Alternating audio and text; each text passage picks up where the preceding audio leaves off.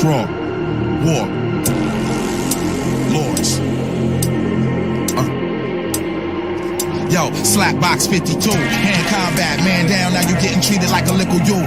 Pearl handle, black Ruger popping up, it's the return of the trench coat mafia. You got a click, but I bet they won't die for your last nigga that fronted, I Muammar Gaddafi them. I'm busting lead in, Armageddon, God is 7, top of the dome, it's embedded. I said it, step in the realms and get sweated. My foes get beheaded, live with no edits, shredded. Negative thoughts about the G.O.D., you better dead it, cause that's back credit. All night, me on the mic is athletic, high height, seeing my sight is like heaven. Fire and flights of bad weather, whatever, get it together, my neck leather. Once again, welcome to the fucking next level. Metal plus netter, stretch limousines, machine guns running up with 26 villains. Fuck everything old, we fight for the children. 10 steps raw, who want war? Raise your swords and prepare for the lords. Running around like lions in the forest, and we came to conquer the land just like Moors. 10 steps raw, who want war? Raise your swords and prepare for the lords. Running around like lions in the forest, and we came to conquer the land just like Moors. Throwing flying guillotines for Philistines. Came with an illa team to run up in your castle until you're king. I'm doing my thing, dance with the Lord in the ring, standing firm in the square like Butterbean. I'm hotter than Shambhala, draw swords before Makata. Rude boy shot up for top dollar. I'm not a fake ass rapper that's not solid. I got it, to say I'm the hottest is just modest. My ass is to melt down anything, so anything in my lane, man, I'm killing it. 2 bottles of jewels, 1 spoon of ignorance. It's the vigilant spit, chemist is injuring. Any contender wanna act like he bigger than I, it's getting baked and fried, and that's minimum. MCs who wanna compete, I take 10 of them. Clowns in the street want heat, I got diligence, and that's how it really goes. So get familiar with it, and stop looking at the motherfucking videos. Choose your weapon, my tools is lessons. True connections, wrong draw, you lost your profession. 10 steps wrong, who want war? Raise your swords and prepare for the lords. Running around like lions in the forest, and we came to conquer the land just like Moors. 10 steps wrong, who want war? Raise your swords and prepare for the lords. Running around like lions in the forest, and we came to conquer the land just like Moors. Let the rhythm hit him, chew him up, spit him out, get him out. Let's see if the barrel fit in his mouth. Hear the lion roar, what you crying for? I'm at the hot gates, open up the iron door. I'm the king of the jungle, so ready to rumble. Gunshots put the room on humble. I flip beats and make the words tumble, and flip bricks and I sleep on a bundle. Claiming you're off the chain, homie, I'm off the board. Dunk in your face, I'm the Lord of War. I'm so much more, you bitches should never step up. I never lit up, you fuckers will never get up. Ice in my veins, ice on my chains. I'm nice in the lane, think twice for your fame. Shoot around like dice in the game. You crap out, break your bones when I make you tap out. 10 steps raw, who want war? Raise your swords and prepare for the lords. Running around like lions in the forest, and we came to conquer the land just like Moors. 10 steps raw, who want war? Raise your swords and prepare for the lords. Running around like lions in the forest, and we came to conquer the land just like Moors.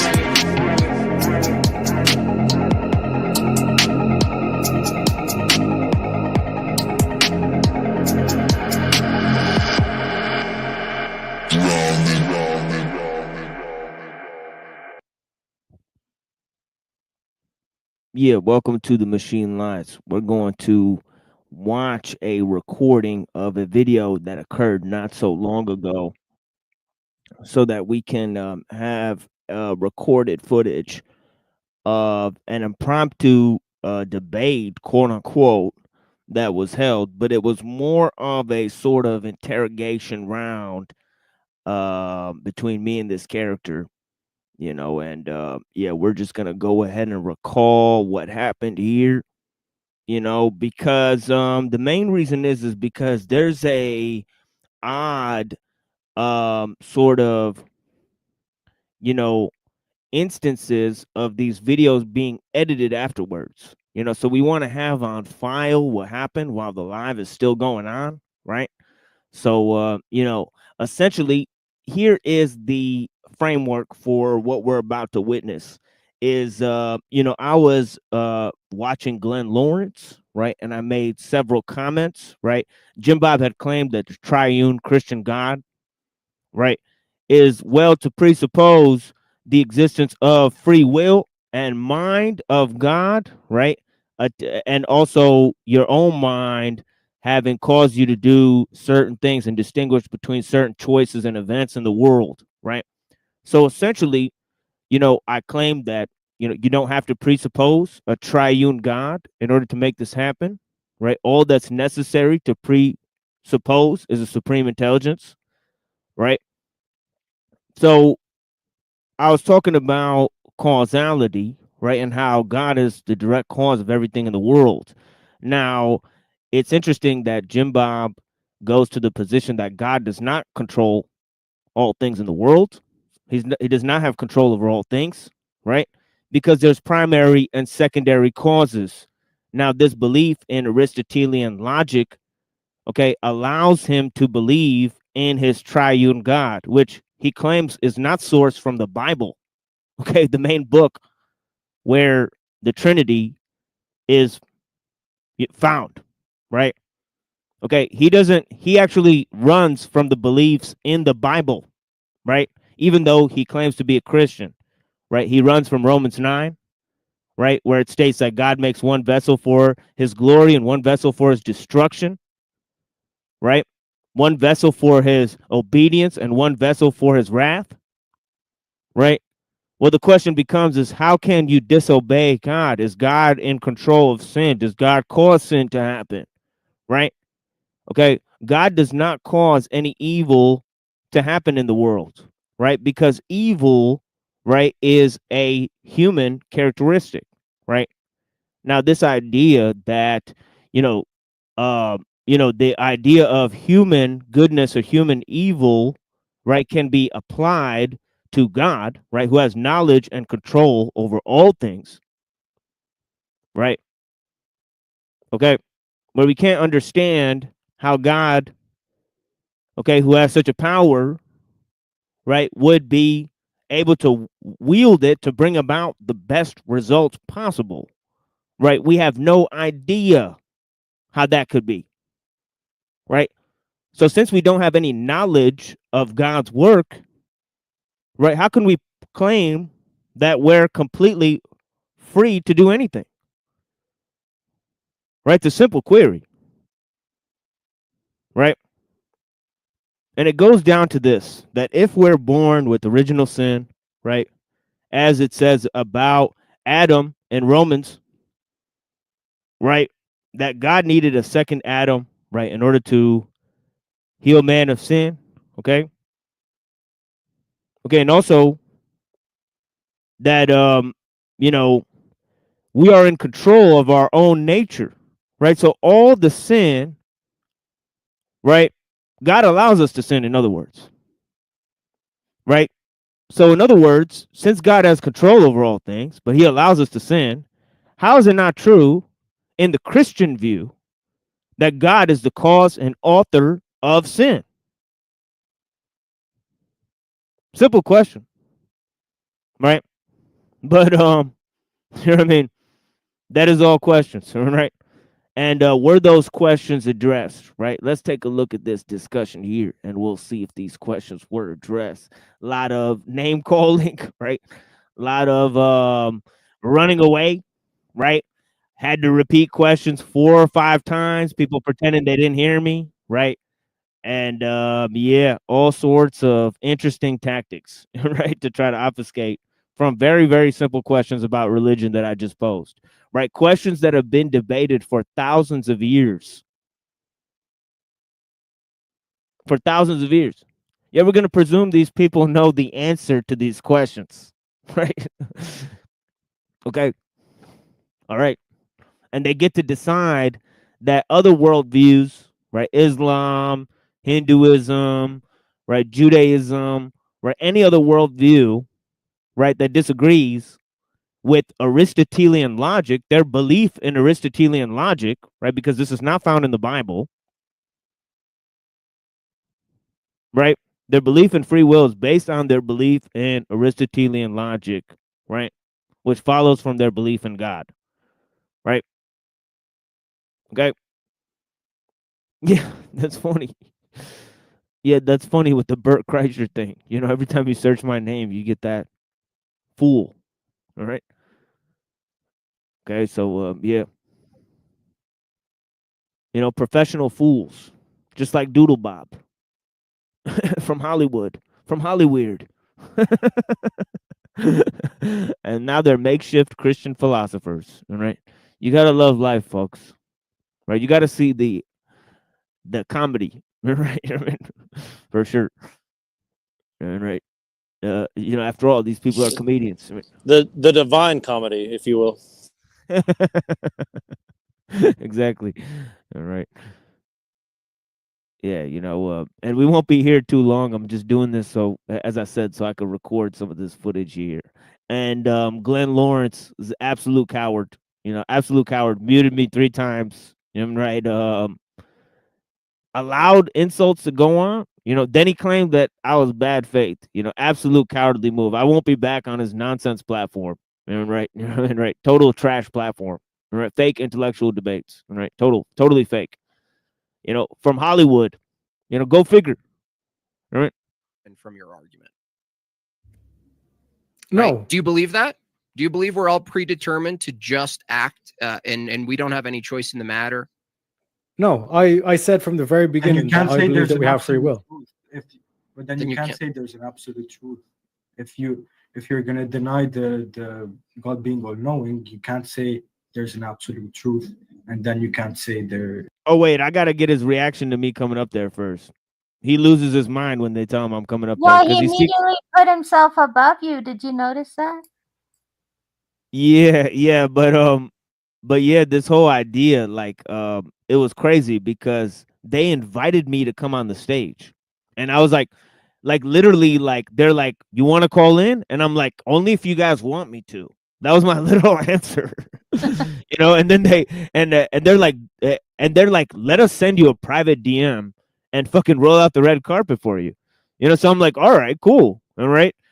And they don't even tell Jewbob that I'm coming. This guy loses his mind, right, when he finds out that I'm coming there, right?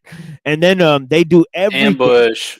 Yeah, and then they do everything, you know what I mean, to coddle him, right, once I'm there, right? Like, they mute me 3 times. They're like, "Why are you insulting this great man?" Probably because Jewbob would have protested you coming on, so they didn't tell him. Yeah, exactly. He was smart about that. But it's like, once I'm there, it's like, don't act like you didn't ask me to come.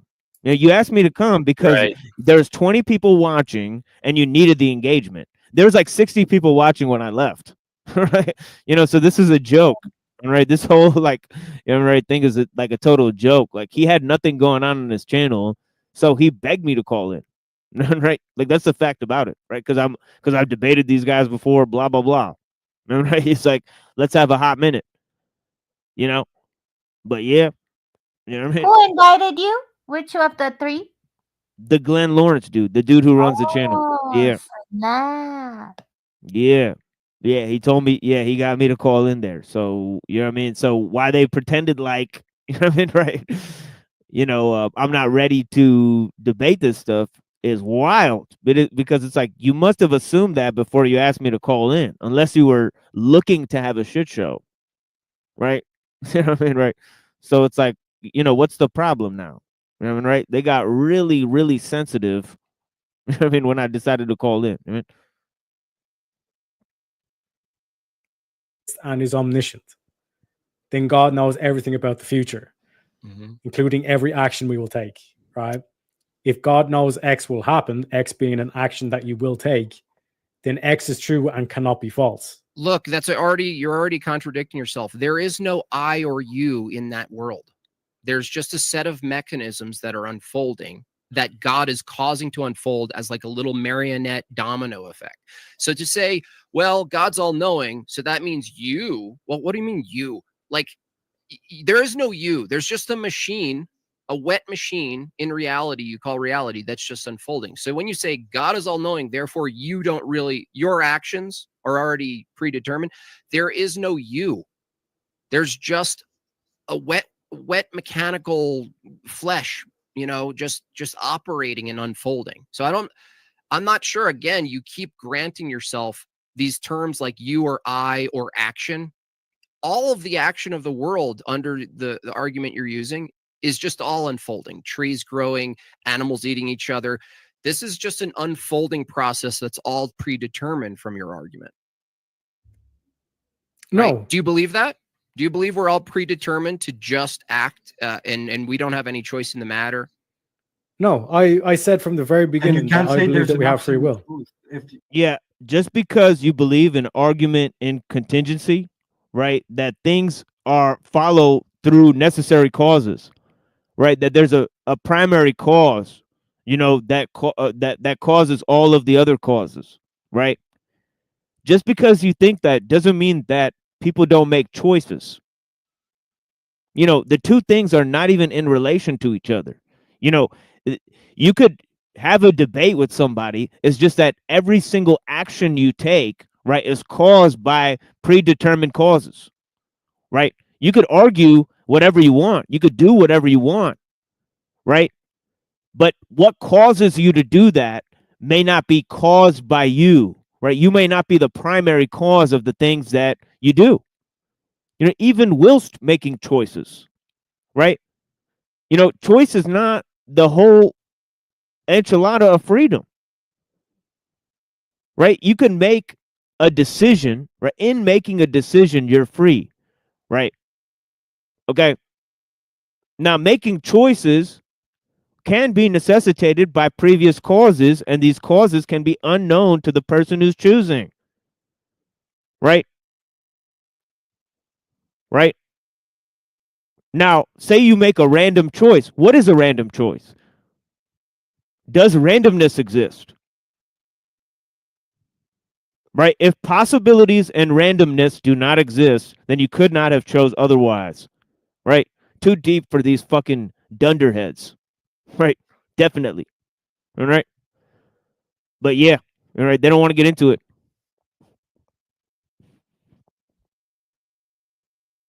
But then you can't say there's an absolute truth. If you're gonna deny the God being all knowing, you can't say there's an absolute truth. Oh my God, I can't find where he got mad at me. Holy shit. Let me fucking find this. Hold on. Give me a second, guys. Well, just really briefly, I think that's the interesting thing that Teriok said. The only thing I would say to make it more accurate of what I think he's trying to get across is he's saying there's no ultimate truth. I think what he's saying is there's not a knowable ultimate truth because you're never going to know exactly the mind of God or whatever he's trying to refer to. Is that more accurate, you would say? I mean, I like how he's bringing knowledge into the game. You know what I mean?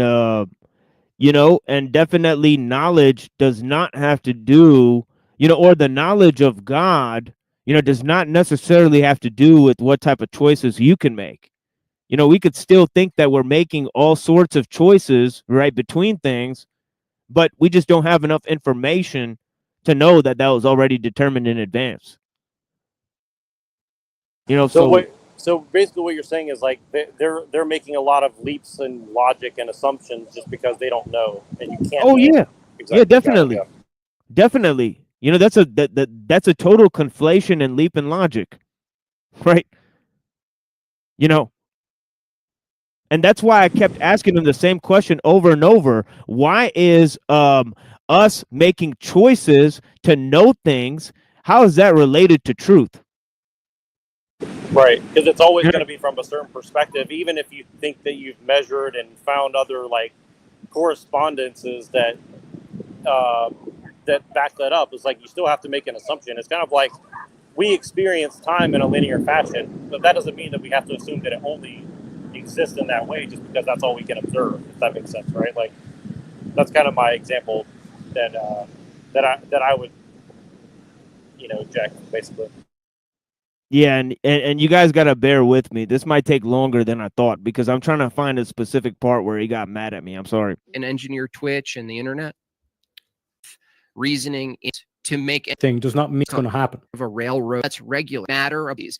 Engineer can make. He was granted laws area if you want to. Nation itself out there. Don't plus some mind in mind, but that I know, but that's all the thing God.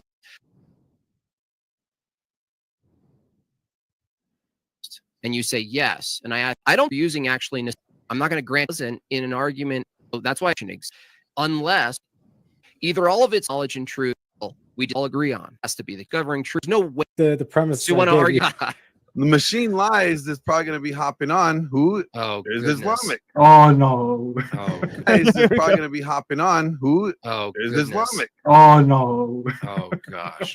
Yeah. So. Is Islamic? Oh no. Oh gosh. Yeah. So, like I said, in terms of the dichotomy that I. Yeah, this is great. It said, "Oh no." Jimbo, yeah, the dude and his little buddy there, really, really. Probably gonna be hopping on. Who? The machine lies is probably gonna be hopping on. Who? Oh, is goodness. Islamic? Oh no. Oh gosh. Yeah. So, Jewbob is like I said, in terms of Evil Knievel, motherfuckers. It is what it is. But yeah. So yeah, let's go to when I hop on here. But yeah, definitely they sent me the link. They pre-ordered the machine lives. You know what I mean? Exactly. You know what I mean? Definitely pussies. Big time pussies. Big time cowardice. They can't answer a simple question. They want to deflect hard. Want to mute you, backstage you. That's it. You know what I mean? I'm not coming back after that. You know what I mean? It's not a fair exchange. You know what I mean? You know what I mean? Total spurgery. But yeah. Blessings. Yeah. Yeah. Thank you, Lilith. Thank you for being here. Yeah. You can't say there's an absolute truth, and then you can't say there you have free will, because Why not? you can't attain truth without absolute truth. You're and it's the phrase. You there just is said no you absolute truth literally just said is because logical. you just said it's like because you're decided free will, then you can't say that God is not all knowing. Yeah, but you're not explaining why. It's impossible Because to you need a grounding for truth. If you're going to say you can choose in the world to apprehend truth, you need a justification and a source for truth. The only logical source for truth is an all-knowing God, unless you're saying God, an all-powerful creator, created a world where knowledge isn't even possible, right? Because there is no source of knowledge, or only maximal knowledge is possible, or something like this, right? Is that what you're arguing? So you're kind of partial to God existing. So in Jewbob's view, God has all knowledge, but he does not have control over all things. Right? And I find that totally untenable, right? How would God, who created everything, right, not and have knowledge over everything because he created it, not also have control over all of it? Right? When he caused everything to exist, right? There's no other causes for existence with a capital E, right, than God, right? God has absolute power and knowledge. I mean, omnipotence is tied to omniscience, right? It has to be, right? How could those two things be separated? How could God, who's all knowing, right, who created everything, right, not have power over everything? It doesn't make any sense at all, right? But according to Jewbob, that's true. He does not have control over all things. Okay. Well, he kept making a little caveat. He kept saying like he has control, but he allows things. Basically saying that he basically he's trying to make the caveat of saying, well, he could, but he just chooses not. Which I don't know what that's supposed to mean. I'm just pointing that out. That seems to be the caveat that he was resting everything on.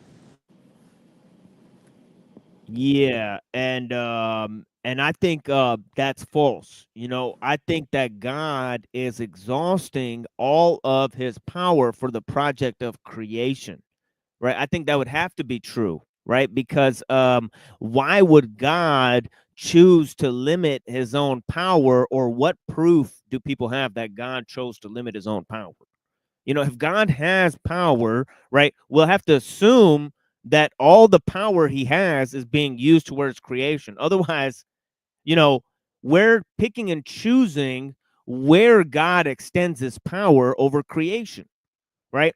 And that means that essentially we believe in a God that is all powerful, but limits himself, right, from doing certain things, right? And that's an unproven assumption. They don't even want to get into this stuff. They don't want to get into it, right?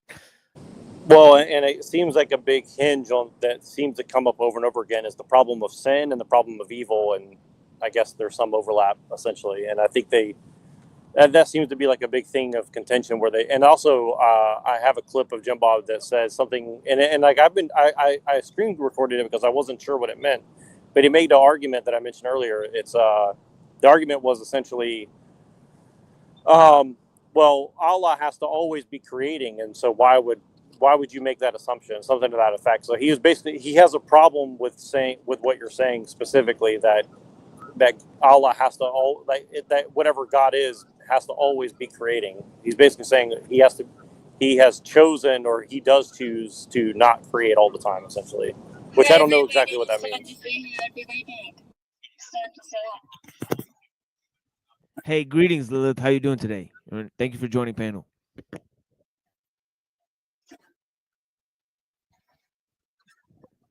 Are you there, madam?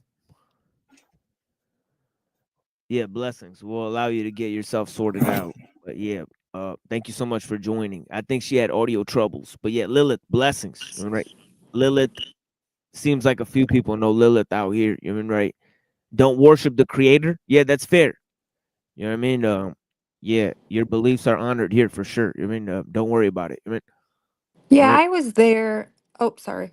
Oh yeah, go ahead, Izzy. Yeah, Yeah, no I worries. was Just cut in there. anytime. Yeah, this is not. I Yeah. was there and I saw, I mean, there's just one person dominating the whole conversation, and I absolutely did not like the way it went, and it was upsetting, I have to say. I mean, I couldn't even get a word in. Yeah, like the fact that I had to repeat my. That's not me speaking. That's not me speaking. That's somebody recording me from Jeff's. Hold on. Hold on, Yeah, people. This is not me. No worries. Yeah, no worries. Yeah, take your time. You can mute yourself and figure it out. Blessings. I mean, but thank you for joining, Lilith.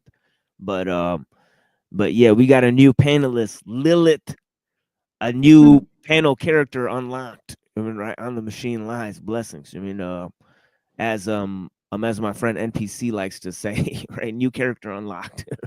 Right.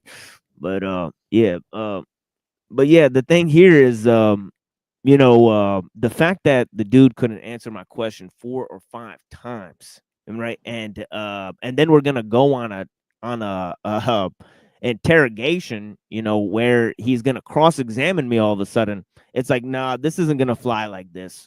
Right? You don't get to ask me questions and call me retard, right? And that's not how this is gonna go. I just wanted to say I'm sorry if I realized I had my YouTube open. Okay, guys, Yeah, I'm no sorry. worries. Yeah. No, it's okay. You're good. Yeah, don't worry about it. Don't worry about it. Blessings. I mean, right? We understand these are experimental shows. I mean, so it's no worries. We get a bunch of audio problems. But yeah, yeah, I guess let's check it out. All right. There's a wild shit. All right. And feel free to butt in the conversation, and I'll pause it for you guys. All right, it's no worries. Right? Just make a peep. Existing, but you want him to be a handicap god? What are you, DIA theist? Some retard god? Create, like this is. You got a DEI guy? Just FYI to everybody in the panel, if you're offended by me, I'll go away. No, I'm not offended by you. No, it takes I'm a lot to. Satanist. I don't worship the creator God. When you made a point, why would the creator God be okay, omnipotent with murder? Be okay with murder, but then be okay with and all blame it on Satan. I just have a problem with it, because if you're in power, if you're in charge of everything. Yeah. But I do worship Lucifer. So if you have a problem with that, kick me out. No, we don't have a problem with that. Thank you. Yeah, we don't have a problem with that. Yeah. You're all good here. That's gonna get clipped. That's gonna get clipped for sure. I do definitely worship Lucifer because he's the bringer of the light. I don't like humanity. I think humanity is taking advantage of animals more than we destroy so many species. I eat meat. I am not a vegan. I am not one of these people. I am a normal person. Like, if you look at me, I am just like you. But I don't go around and say and hunt animals for fun. I don't exactly. I don't kill Right? cats See, that's and what dogs and and Yeah, like squirrels that's what a I'm saying. bunch. Like, Those yeah, people like are you don't. crazy in their Yeah, head, and they're all Christian. They're all Christian. They all go right, to church for right, salvation, exactly, and they come out and say, "Oh, I'm a Christian. I'm better than you." You know what I'm right. saying? I'm sorry, and I never No, tell anybody definitely. my beliefs because I don't trust anybody. Because No, at this point, definitely. I No, don't.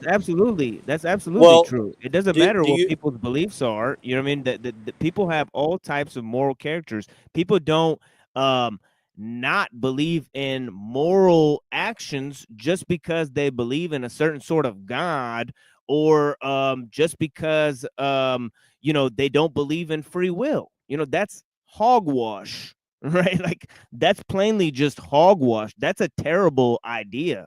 All right, to try to get people to believe that and think that their morality, their sense of morality is depreciated just because they believe in a certain thing, believe in a certain type of God. That is honestly, I have a moral objection to getting people to believe that hogwash. You can't evaluate people's characters based on their beliefs of God. That's retarded. That's what's retarded, Jewbob. You like to use that word a lot, right? And talking about other people's beliefs, right? But you're a fucking retard if you think that you can evaluate people's morality and character based on their beliefs. What the fuck are you talking about? That's literally ridiculous. You That's can. ridiculous. You That's can. ridiculous. And you're presuming that the exact limitations and parameters of their belief system just by knowing what they think about free will or what they believe about God. That is Can I say something else, and retarded. I'll be Yeah, for quiet sure. for a while. And I No, apologize. yeah, go I ahead. just have to get out of my chest. Yeah, no I worries. was working in a nursing home when my cat died. She died August 15, 2019. For all of you cat haters, I apologize. But she was I have no children, no human children. She was my best friend. Out of my marriage, we had no children because I didn't want to procreate. I thought this world was messed up. I didn't want to bring anybody in. I thought if I have enough money, I'll adopt a child. Anyways, long story short, all I had was my cat. When she died, I had to take time off work. So you have to remember, I worked for the same company for 4.5 years at that time. The director of me, I think I already outed myself what I was doing, but the director came over and she patted on my back and she said, "You need to get married and have children." She walked away. This is after my cat died. She was everything to me. She was my baby. She was my child. For 5 years, she was everything to me. She stood by me if I had a bad day or a good day. Then 2 days later, she comes back and she says, "Well, I'm so sorry, Dia. I apologize because my daughter has a dog." And she said that if her dog died, her whole life would be over. So you understand, this lady was a pastor on top of being director of, I'm not going to say what. She was a pastor. She was a pastor. A pastor who has no compassion for somebody losing their best friend. And that's I true. swear. They actually believe, what I mean, right? And this is a regular belief of Christians, and I'm not making this up. They believe that animals are no better than automatons. Man has reason, so he has the capacity to have free will and morality and all those things. They believe animals express no sense of morality, no sense of free will whatsoever. That is I mean, I don't know how they come to That's the that day when I died conclusion. inside. I died inside of me. I'm sorry to interrupt well, you. I can I died. I can I ask died. a question? Can I ask a question to the Luciferian? Do you think that all cats go to heaven or hell?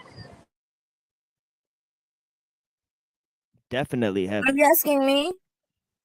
Well, she doesn't. She thinks that God's evil, so that's why I'm asking. Because like, if Lucifer's good, I then don't wouldn't believe in hell? hell or heaven. So Right. Oh, I okay. don't believe in Yeah. murder, chaos. I believe we're created against our will. It's something before the Bible. It's before the Sumerian creation. Sumerian creation basically just summed it up. But Well, it's so let me do my inverse version of Jewbob debate. if God creates everything and everything is evil, and God created man and Lucifer, then how is Lucifer good and God is evil? Because he didn't create Lucifer. Lucifer is a demon, and I'm sorry to say, called Lucifer, or there are many demons. There are 11 of them. They're called Azra. They came from primordial chaos. If any of you just Google Corinth 2:18. Corinth 2:18. Yeah, I'm just trying to understand. I'm not trying to troll you. I don't understand. Before the Bible. It has nothing to do with the Bible. I don't believe in the Bible. The Bible is an excuse that my mom made me to read, and I didn't even read through it. So you're saying that Lucifer is God because he created himself, and no, I'm not saying that. Oh my God. Well, you're saying he's because it's called the dummy. She said she doesn't even read the Bible. How can you believe in something, but yet you don't even read the context of the thing you supposedly because don't believe in? I believe in something that precedes the Bible. Here, hold on. Can we bring the topic back to what we're talking about? Can we bring it back to the video? Yeah, of course. I just want to let Lilith respond to some of the just let me respond. Just let me respond. Sure. Yeah, no worries. It's called Corinth 2:18. It precedes the Bible. Right. Okay, it precedes the Bible. So the creator God that you guys worship, many of you worship your creator God, is called the demiurge. It has many names. Yeah, definitely. Yeah, we taught the entire theory on here of Gnosticism. It has many names. Definitely. I get the understanding because what she's trying to explain, Neuro, is that it's primordial chaos that created Lucifer. Yes. He did not create himself. Yes. So okay, got it. Yeah, that's the part where I'm not mad. I'm just trying to understand. No, it's all good. No, it's all good. Yep. Yeah. Thank you so much, Lilith. Blessings. I totally get what you're saying. Yeah. No worries. And it's okay. We don't have to go into it now. Just trying to understand. I try to make it light of it as a joke to kind of lighten the mood. But yeah, I understand. Yeah, of course. Yeah. No, of course. Yeah, and that's why we're here. We're here to talk about our beliefs and to talk about them in an open way. I also want to give a demonstration for how we could do that respectfully, because honestly, this shit is a joke, right? This shit is a totally rigged panel. Bunch of Hollywood dudes, the two dudes on top are straight up Hollywood dudes. The dude on the bottom looks like Ellen DeGeneres. I mean, it's just a total mess. I mean, the whole thing it looks totally fake, to begin with. And I'm still giving them the benefit of the doubt. They ask me to be there. Okay. And I'm a fucking professional. Right. And this is how they treat motherfuckers. They actually, people respect their knowledge. They talk about these issues. They have degrees in philosophy and shit. No wonder nobody wants to engage. And no wonder you're afraid to engage in people, except for on your rigged panel. Rigged. Totally rigged panel. We asked Jewbob to come up. He's been in the chat multiple times. We asked him to come up. He refuses to come up on a platform that he can't control, right? Totally afraid, right? And it's sad. It's totally sad, right? And that is laughable with toilet butt birth in the chat. You know what I mean? Every time this guy is doing a presentation, this dude's in chat like he's his little boyfriend. You know, right? So the fact is that, you know what I mean, right? These guys come out of the woodwork every single time I'm up on stage. I mean, hilarious stuff, right? So you can go on, Ebatard's show and Toilet Butt Bird's show, but you can't go on my show, right? Why is that? Right? How come the Orthodox Christian guys, they'll go on the Christian shows, but they won't go on my show, right? I think it's interesting, right? I definitely think it's interesting, right? Right? And then when they invite you on the stage, they'll backstage you, mute you, and do all this type of stuff.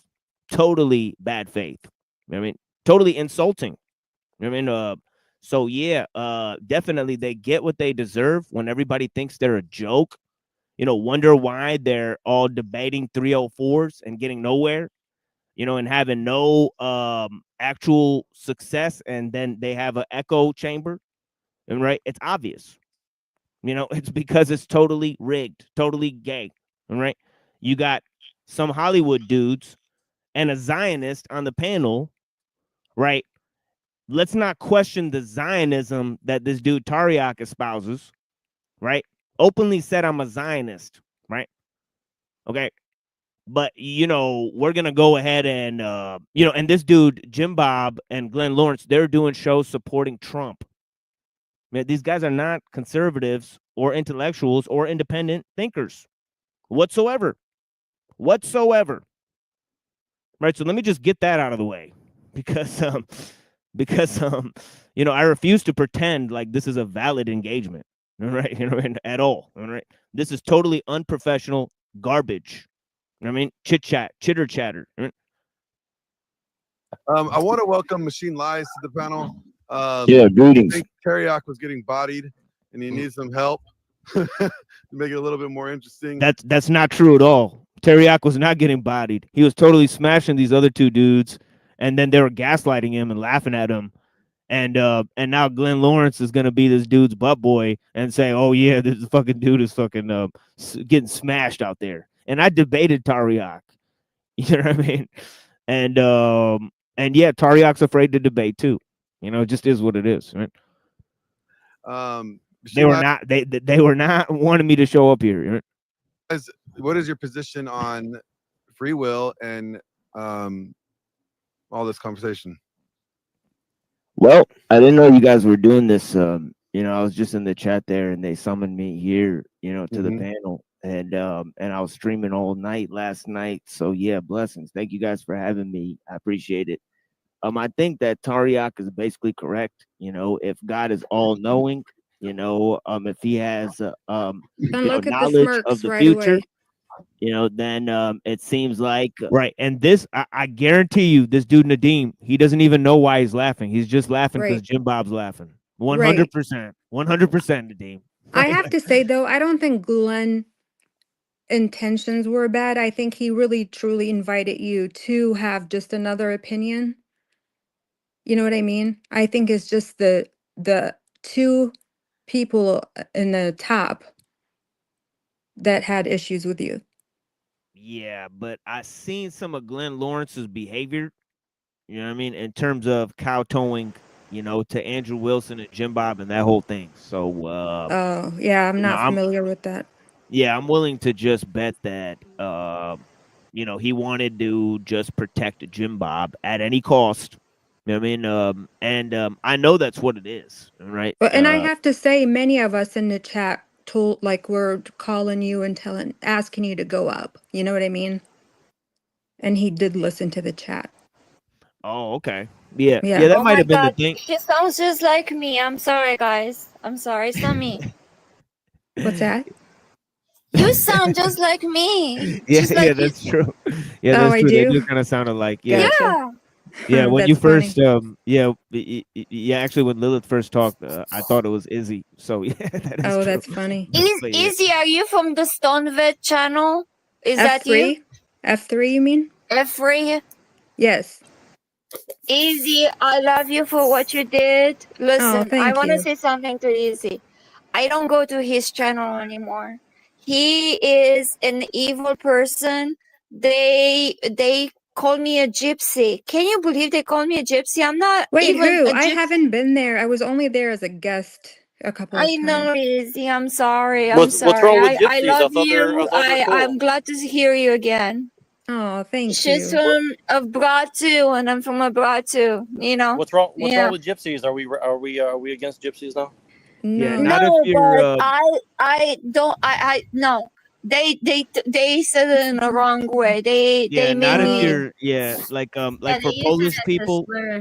Who said like for it? Polish people, it's a diss. You know, like I know because I have a friend named Barb who makes donuts. You know, she's an old Polish lady who makes donuts, and I've been friends with her for a while, like maybe 3 years. She's seen me through like my divorce.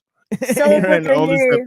Izzy, I love you. I love you, girl. Oh, thank you. Listen, you help America so much. You don't know Izzy's story. You have to hear her story, how she came here, because definitely we're gonna hear it out. Yeah. No. But someday, her and I, because I have a similar story how I got here and how hard I fought to become a U.S. citizen, and she did the same. Yeah, I think Thank you. InfoSec Wars has, yeah, of course. Thank you so much, Lilith. Yeah, but I think InfoSec Wars has some queries. Let me go ahead and address these. Wait, but if someone believes murder is justified, then you can make judgments about their character, right?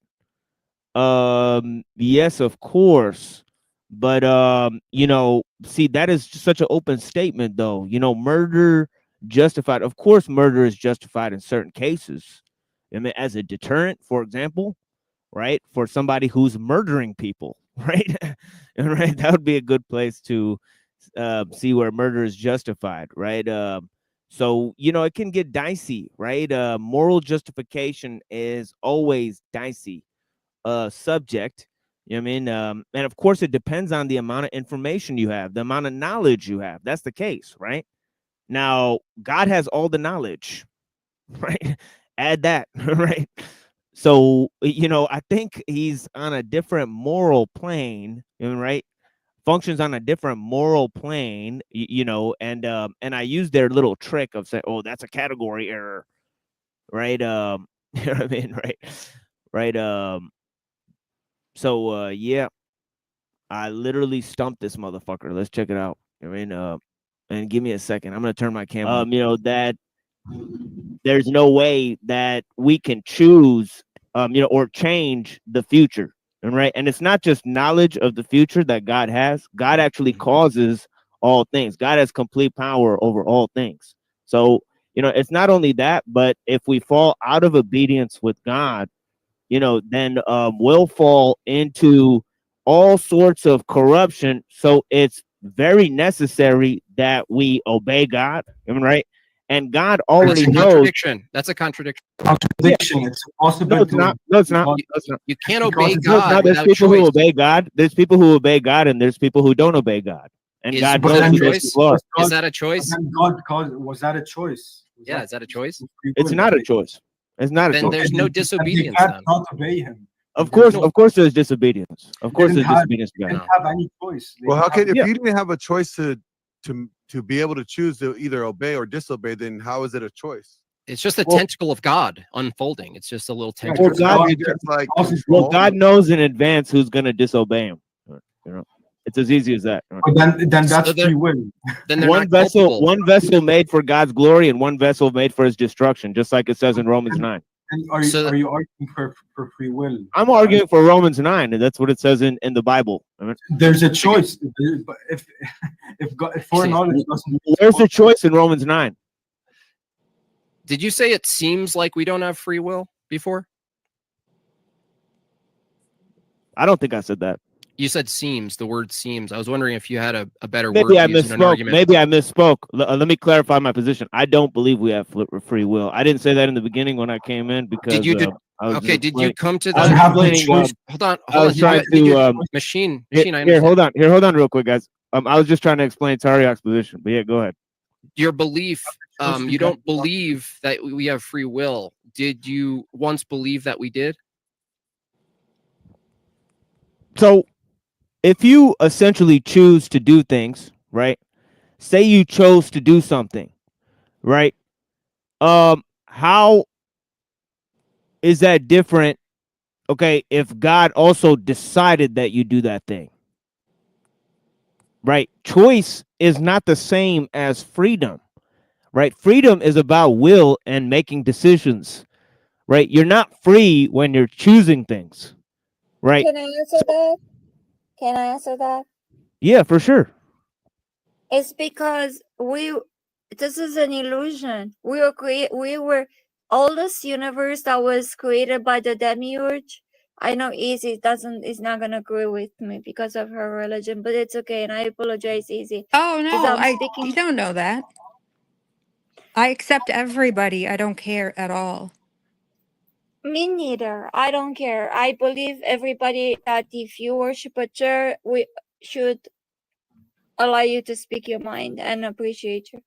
Absolutely. But my belief is the fact that we are an abomination. There is no way that a God can create babies. I worked in NICU, okay? So I know I'm doxing myself right now. I worked in NICU. How do you create babies, make a mother suffer for 9 months, give birth, and then have a baby in NICU for like 6 weeks, die with, on all kinds of tubes and drains coming out of him or her, and you justify God? God created that? God created animals dying on the side of the street of starvation? You justify God? To me, that's an evil God.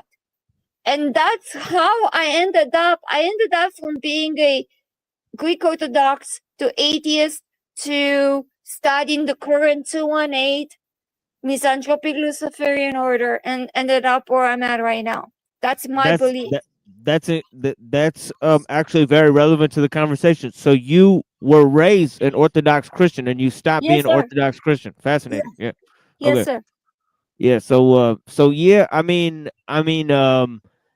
it's definitely interesting, but yeah, this whole idea of choice, right? If you make a choice, right? Say you make a choice, right? And God decides that you're going to do something. Well, that's exactly what Jewbob believes, right? He believes that God knows all things. God has control over all things, that God causes, most things through primary He's causes. an evil son of a bitch. How do you make little babies die? How do you make little animals die? Right. So No, of this is course. where I challenged him and I said, if the future is already predetermined, then what's the point of prayers? Right. Right. Or yeah, I mean just a lot of questions because this whole notion that you choose to do something, and that negates the fact that God is in control of all things. You know what I mean, right? Or the fact that God causes all things and you chose something. Those are not even, those don't even have to be, in opposition to each other. But he's framing it as if, there's a real opposition there. Obviously he's never heard of compatibilism, and that's exactly what he's espousing. Okay, he's espousing a form of compatibilism. He's not espousing free will at all, right? Right. I also mentioned, just because this is your truth does not mean that everybody has to believe the same truth. Does that make sense? Or your truth in a way. And he didn't get that concept. And let's not forget what Morpheus said. Easy. I know you from before. What if we all live in a virtual world? What if we all live in a simulation? We All all I do have is our drink own. and derail and talk over people. Sorry. What? I'm sorry. No, I think a televised apocalypse got talked over. He was giving a little line about Morpheus. Go ahead and lay that on us again, brother. There's a big difference between knowing the path and walking the path. God sets us all on a path, and the devil's job is to knock you off of it as much as he can. Putting a stumbling block underneath your feet. Your mic is very low. Yeah, let me try to turn the homie up here. But yeah, we'll figure it out. But yeah, blessings. I couldn't hear you. All I was saying was, what if we all live in our own reality? What if for every single person is a different universe? It's a possibility. I don't know. My Oh, mind is Jesus open. Christ. No, it's not, because that brainwashed. means when I wake up in the morning and I call myself a billionaire, then I should be a billionaire. You are. Go on Bitcoin. I just gained So people's reality in some countries, children are starving and dying and being sold to rich people in sex slavery. This is crazy stuff. Hey guys, I'm gonna need you guys to drop this because this is like fire and ice up here.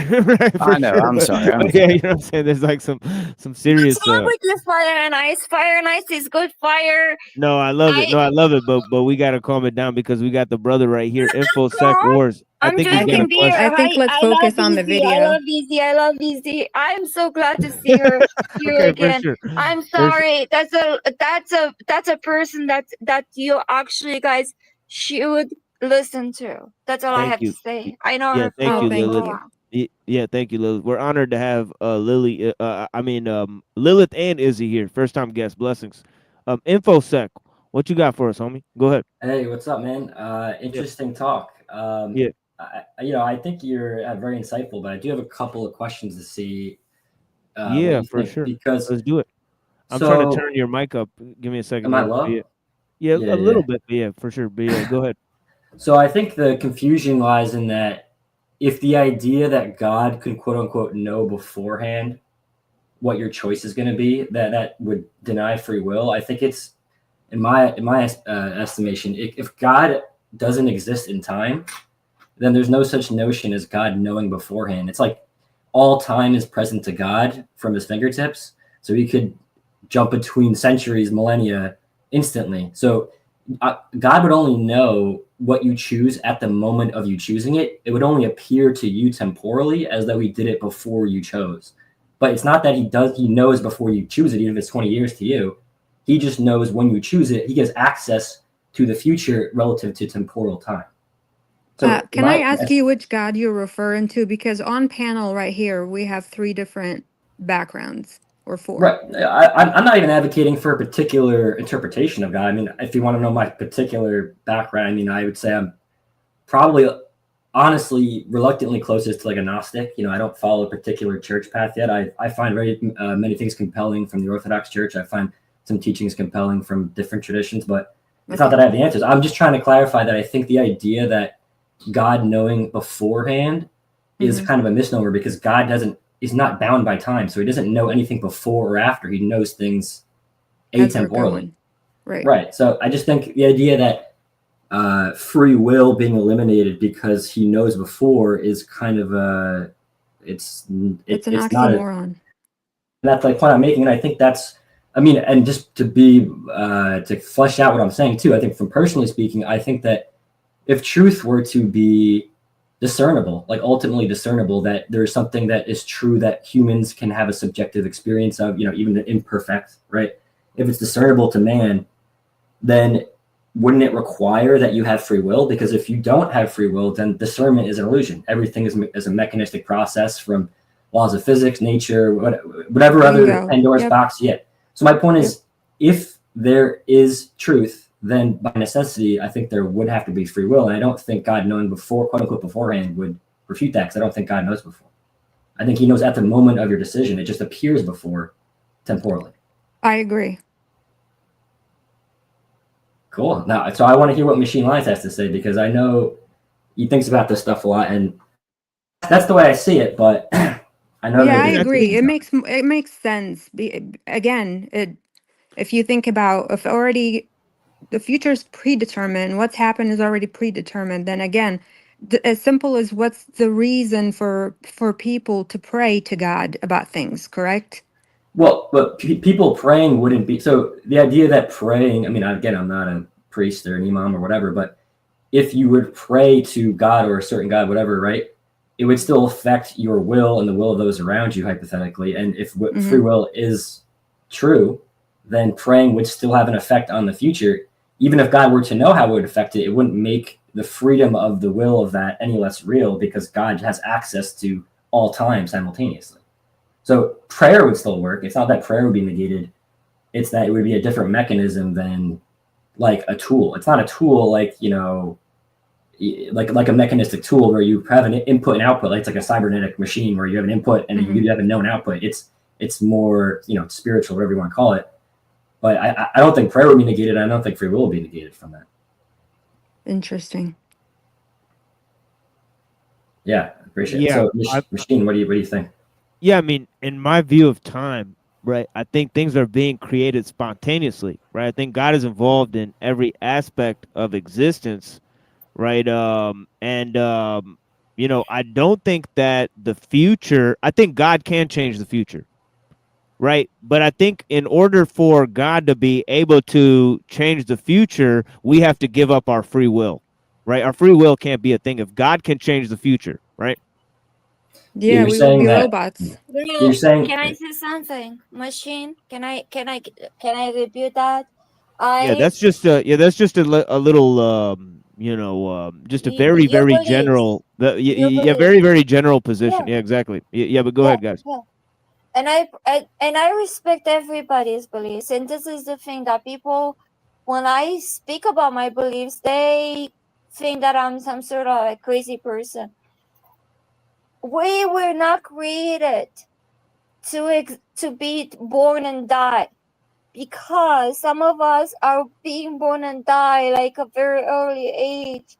We don't experience anything, we just suffer. Some of us are born to for the rest of their lives.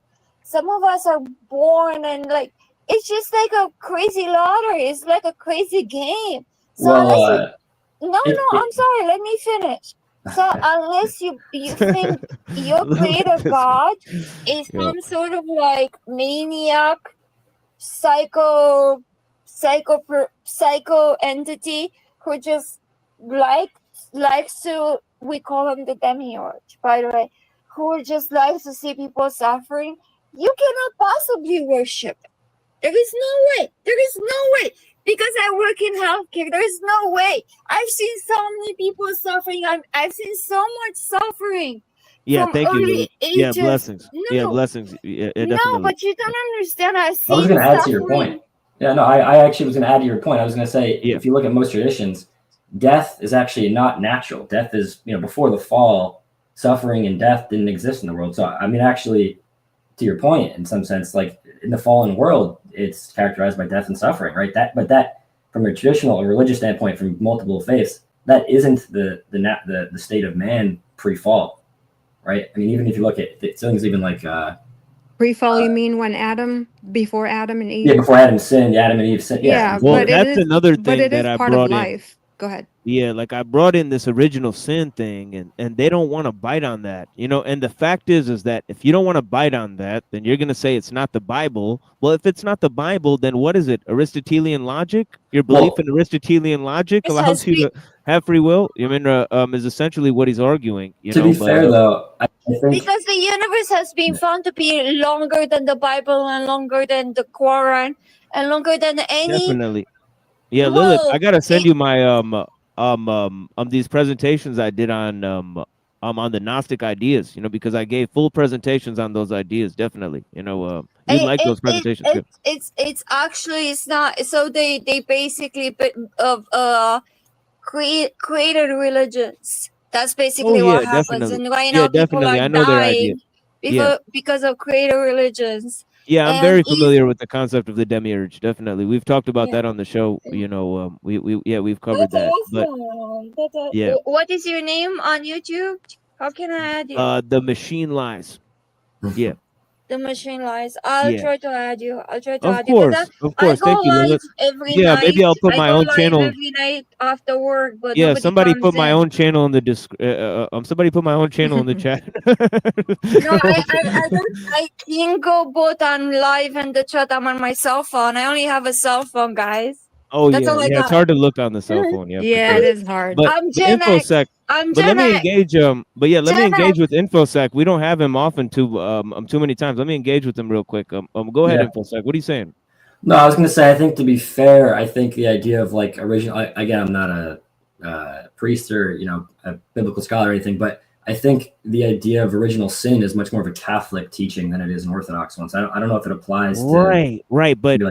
But see, if you don't follow the concept of original sin that's directly from Romans, right? Then you have a caveat for that concept. They believe in it less than Catholics do, but they still believe in it. They believe in it more than, would you say, like a Muslim, for example, right? When you say they, do you mean Roman Catholic? Or you mean Orthodox? I mean Christians who read who read the book called Romans, right? And it says in Romans that Adam was sinful and that he passed those sins down to his previous to the subsequent generations. Right. So now this concept, right, that basically, Christ was a second Adam to atone for the sins of the first Adam, right? Mm-hmm. And that we're made whole through the sacrifice that Christ made, right? This whole concept, right, it has a different notion of sin and salvation, right, than any other religion. And it means that, for the most part, right, most people were, they're born in a fallen state, right? They believe in the fall, right? That nature is a fallen state. right? Let's just put it that way. Not original sin, but they believe in the fallen state, right? So I found you. I had to Google you because my phone awesome. doesn't do links. Yeah, awesome. Yeah, but what say you? Info. So I mean, the idea of original sin, I think I agree it's pervasive in all Christians, but Orthodox, from what I understand, don't teach that they inherit the guilt. So in Catholicism, right, exactly, because after Christ saves everyone, you don't inherit the guilt, and he went to Hades to save the people that You wanna know what the Greek Orthodox Church here in Orlando lived it to me? You wanna hear how pathetic? Sure, yeah. Okay, I'm glad to hear. Easy, you okay with that? I don't want to step over Easy. Easy may have something to say. Yeah, no, go off, Lilith. no, this is my channel. It is what it is. It's your channel? No, it's not mine, so I don't call any shots. No, but I don't want to step over you because you didn't say nothing for a while. No, Izzy definitely calls a lot of shots here. Blessings, Izzy. You know what I mean? You could do whatever you want here. Feel free, but Lilith, go ahead. You know what I mean? So my mom died in 2017. So mind you, I'm here in America, right? My mom is in Romania. So I don't have a way to get to her. I had very little money because all the years before I was able to go to Romania at a whim, right? But times got hard. I did not have the money to fly to Romania and send the money both for her burial. So I asked my relatives, do you want me to send you money or do you want me to come over? Because I cannot do both. I can't do both. They said, no, send us money. So I sent them a couple of thousand, whatever I had in my savings. I sent everything I had in my savings and checking. I sent them all the money I had. So I go to here in Orlando, I go to the Greek Orthodox Church. I swear to Satan, that's who I believe in. I swear to Lucifer, I swear to you, God. I swear to anything. I cross my chest. I do whatever you God you want me to swear on, I'll swear on. I went to the church. This was before me turning a left-hand path. That's when I was still a Christian. So that's 17. I went to church and I said, Father, because there is no pastors in Greek Orthodox. Father, it was about 4 o'clock. I need to buy candles for my mom. My mom just died. My mom just died. I need to light candles because light means light in the afterworld. In any religion, whether it's Wicca, whether it's Satanism, whether it's Greek Orthodox, whether it's Catholicism, it means light. Light is light. You light up a candle for somebody who passed, okay? So I bought this bunch of candles and I gave this guy the money. He started tapping his phone, his watch. He said, I gotta go. I said, excuse me, I have to at least put 1 candle for my mom. I just bought a bunch of candles. I have to light up 1 candle for my mom and I'll leave.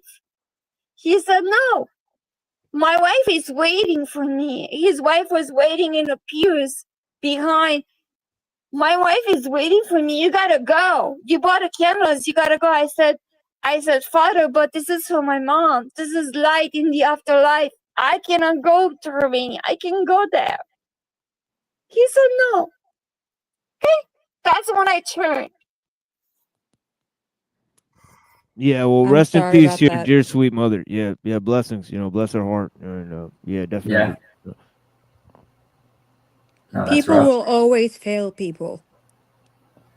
Yeah, and it's definitely true of the church. Or I mean, interestingly, the Orthodox say the church will get smaller and smaller as it approaches the end times, so that even if they're part of the church or whatever, like the people that are truly following God maybe get smaller and smaller. You see the worldliness consume the world, so to speak. So yeah, I don't expect more people to be nice or helpful, quote unquote.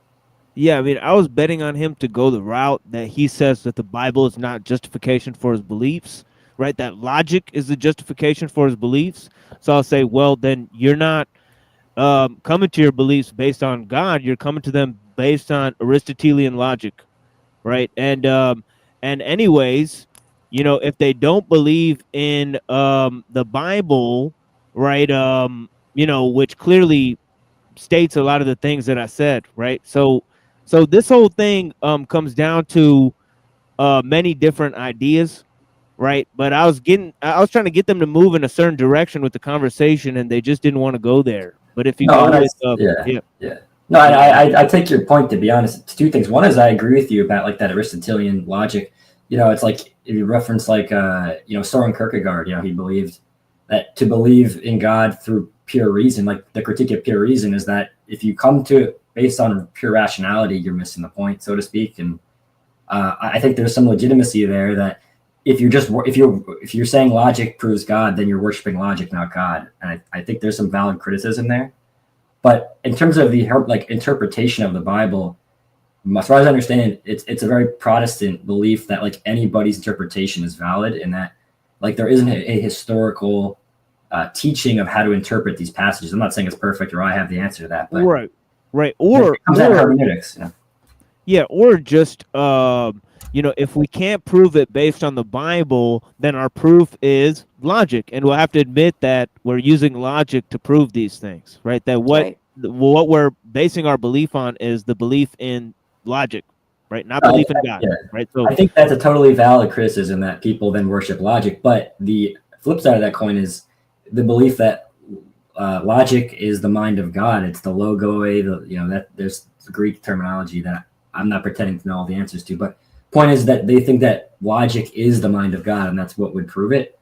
But I do agree. I mean, if you're just saying it's purely logically, like it's axiom, you know, you can make it a proof, then I think that's missing the point of faith, right? Then why would you need faith if logic proves it? There is some element of faith. And I think they would admit that is and that's a strong thing in Christianity, that, you know, you can't come to it through reason. You have to come through it through faith, right? So but is that true of Islam? Isn't that true? Faith. It's faith in all of them. Yeah, it's faith in all of them, but reason, you know, you could definitely, you know, like reason can definitely be something that either proves God, but also leads you away from God. Exactly. You know, it all depends on how you, you know, how you apply reason. You know, so the Can I fact also is, say something else that maybe can I also speak about my past so some of you understand where I'm coming from? I'm not a weak person. I have to say I'm gonna have to run in a bit. So if I drop, that's why. Okay, easy. Yeah, I no know you got worries. children. I don't have children. I don't got nobody right now. Oh no, you're good. I have to actually go coach basketball. I know, and I apologize. nice. But I have to That's say fun. something about my past. So you understand I'm not a weakling or I'm not a weak person. I survived so much. I survived so much that many people wouldn't. For Maybe sure, I for should sure. say that for another chat. Yeah, for sure, for sure. You come through anytime. You know, we definitely Maybe talk about a lot Izzy of. got PTSD. I don't know. You guys, she grew up in Iraq and I grew up in Yeah. Romania. It's like similar Yeah. countries. We grew up Very in similar. rough times. Rough Yeah. times. Yeah, you know, people always think I'm Romanian too. You know, it's funny. I mean, right? Really? Because because I got some red hair, I got some green eyes, right? So sometimes people think funny. I'm. Really? Yeah, They for think sure. you're Yeah, Romanian? yeah, I definitely, definitely. when I first saw you, I definitely knew you were one of my people. Yeah, but I'm not. See, that's the funny It thing, is right? funny, yeah, and you're Yeah, not. yeah. You know, Where I'm are you Punjabi. from? I'm from technically India, right? Pakistan, right? That region, right? So I'm like an Indian You're a person. gypsy. They're calling me a gypsy. Hey, the machine. Technically, you and I are Asians. Yeah, we're Asians. Yeah. They're calling me a gypsy, and I'm not even one. I don't even know how to speak it. So it's like they're trying to insult me. They're trying to. This guy don't Easy, let that them. the Stone Vet called me a C word. He called Who me a is C word. Disgusting. who I is this don't person? Who is this respect person? anybody. What show was this? He's the most disgusting person. Every show he Yeah, but comes on, what show is this, Lilith? the Stoned Vet, the Stoned Vet. Google it, the Stoned Vet. Every show he's like, Vet. I am Like the stoned Jew veteran? Tom Selleck, and brushes his hair and looks at the cam, and then he insults every woman that he can find. He's crazy. He's not normal. Who are you sure this is F3? Yeah. Which one? 100%. 100% I'm sure it's the Well, it's a F3. group of veterans, but which one is it? Which one said that? Who said that is Stoned Vet. Stone Yeah, Vet. this is a veteran channel too.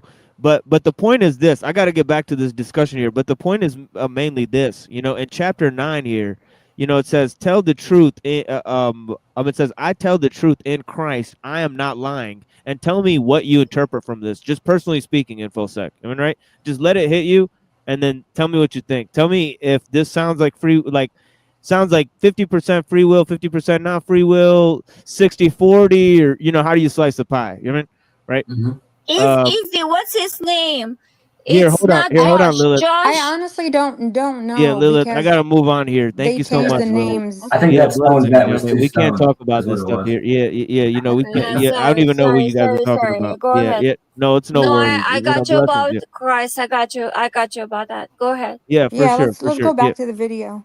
Yeah, for sure. But for context, I want to read this here. It says in chapter 9 Romans, because this is one of the points that I just made. You know, I said, look, it's about chapter 9, right? It says, I tell the truth in Christ. I'm not lying. My conscience also bearing me witness in my Holy Spirit. Right now, it's weird to start scripture. Okay, now I know they don't have the same standard for scripture that we do, but I mean, the guy literally starts it out saying, "I tell the truth. I'm not lying." But you know what I mean.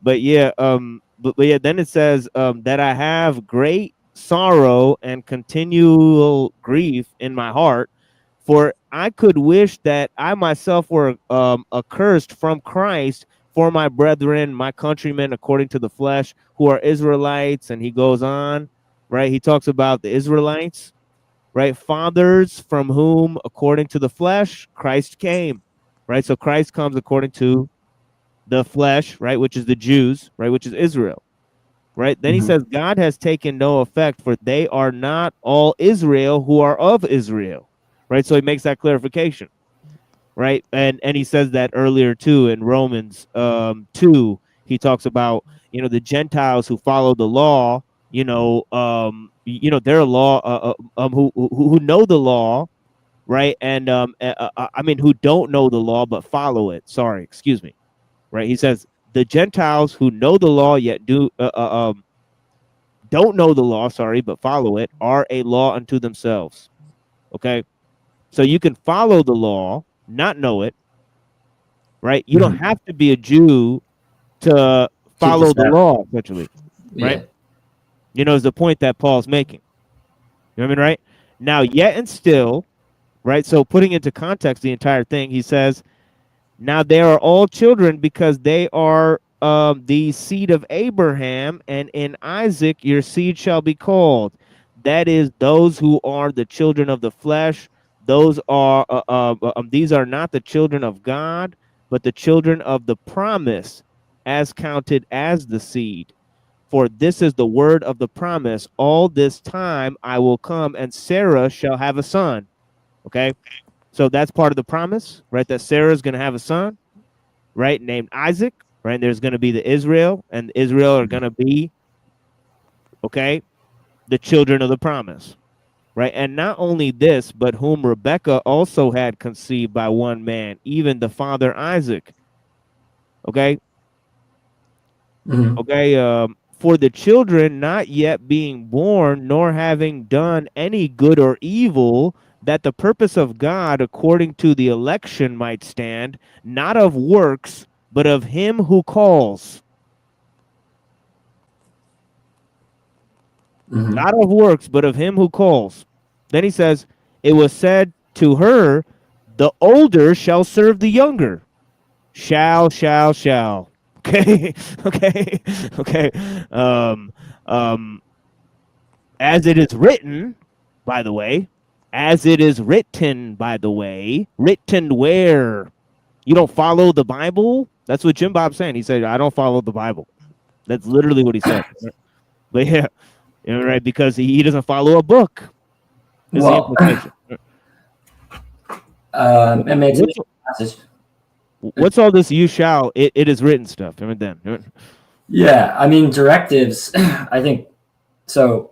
If you're implying that commands that should be followed negate freedom of will to act upon them, I mean, I think it's it's a difficult thing to answer because it's like the honest answer I'd have is I don't really know what that passage means. And I know I wouldn't. I think it's and that's just maybe it's not a cop out. I just think I'm being honest that there are people that have studied these things, like you studied it more than I have. So I mean, I would defer to you to some extent, but that have looked into this and codified, an interpretation more than what I could give you off the cuff right now. So I could tell you that, what it implies to me is that God's giving a directive, but that doesn't negate the idea that we have a personal responsibility or that God gives us the gift of free will to act upon them. And he will know, but it doesn't imply that, temporally, I understand it. Now I'll show you. Now I'll show you the temporal part, right? Now it says, "What shall we say then? Is there unrighteousness with God? Certainly not. For he says to Moses, I will have mercy on whoever I will have mercy, and I will have compassion on whomever I will have compassion." Starting to sound like the Quran now, right? Then it says, "So then it is not of him who wills." I'll say that again. So then it is not of him who wills, nor of him who runs, but of God who shows mercy. For the scripture says to the Pharaoh, for this very purpose I have raised you up, that I may show my power in you. Right. So you're saying that God. Yeah. No, I was gonna say you're saying that when man shows mercy, it's not an act of free will of man's soul committing that mercy. It's God through God's grace, so to speak, that he's bestowing free will, that he's giving mercy to man, right? And that it's man not really, they don't really have the free will to choose that mercy. Is kind of what you're implying. Yeah, and they can choose their actions altogether, right? But their fate is determined, right? And right, so it says here, my name may be declared in all the earth. Therefore, he has mercy on whom he wills, and whom he wills, he hardens. Then it says, you will say to me, then, why does he still find fault? That's exactly the argument, right? You will say to me then, why does he still find fault? For who has resisted his will? Then it says, now this is the key line, and I'll stop reading after this. Right? It says, but indeed, O man, who are you to reply against God? Will things formed say to him who formed it, why have you made me like this? Does not the potter have power over the clay from the same lump to make one vessel for honor and another for dishonor? Yeah, that God has vessels for both good and evil, and that we're all the vessel, but the vessels don't have free will. Is that what you're implying here? Well, it says that, right? Right, but does that okay? So you were saying that who was man to have this belief? I mean, the idea that it's all God, essentially. The only agent is God. Is essentially what I think what this boils down to, then, right? That the only agent would be God in this context, right? Because you're saying people don't really have agency; that God is for all the agency. That's kind of the conundrum I think it kind of gets to. And if you get to that, then obviously there's notions of God willing evil. Well, not what I'm saying. What is it saying, right? That's what I'm interested in, right? Based off of my cursory interpretation, it appears to say that God is the only agent. I would agree with you that, but I'm not claiming my interpretation of that to be accurate. But I would concede that appears to seem that way completely. Yeah. Yeah, definitely. Yeah. And I think I've basically ran through almost all of the issues so far. So I think, it's been an hour and a half. I think I'll just play this and see you know, the decay in level of conversation. Right. Machine, can you hear me? Yeah. Oh, now you can hear me. I had my mic muted. I was speaking to myself the whole time. Oh my god, I'm so Well, you weren't on stage for a stupid. while. I I'm think you fell such out an of the stream yard. Yeah. idiot. Yeah. The thing Just is that if left you me click out of the around and like I'm so stupid. if you click out of the window on your phone, then you'll lose the call. So yeah. I was answering this guy that God is not the only agent. There is so many other agents. There is actual reality, experiencing life. There are things that you learn as you grow. There are things that. Are you kidding me right now? Are you kidding me? Are you Yo, I'll have the cheese now. this lady's excitement is off the chain. Yeah. Maybe I'm like, I had too many course lights. Where are all these people coming up from? There's like 1, 2, 3, 4, 5, 6, 7, 8, 9, 10.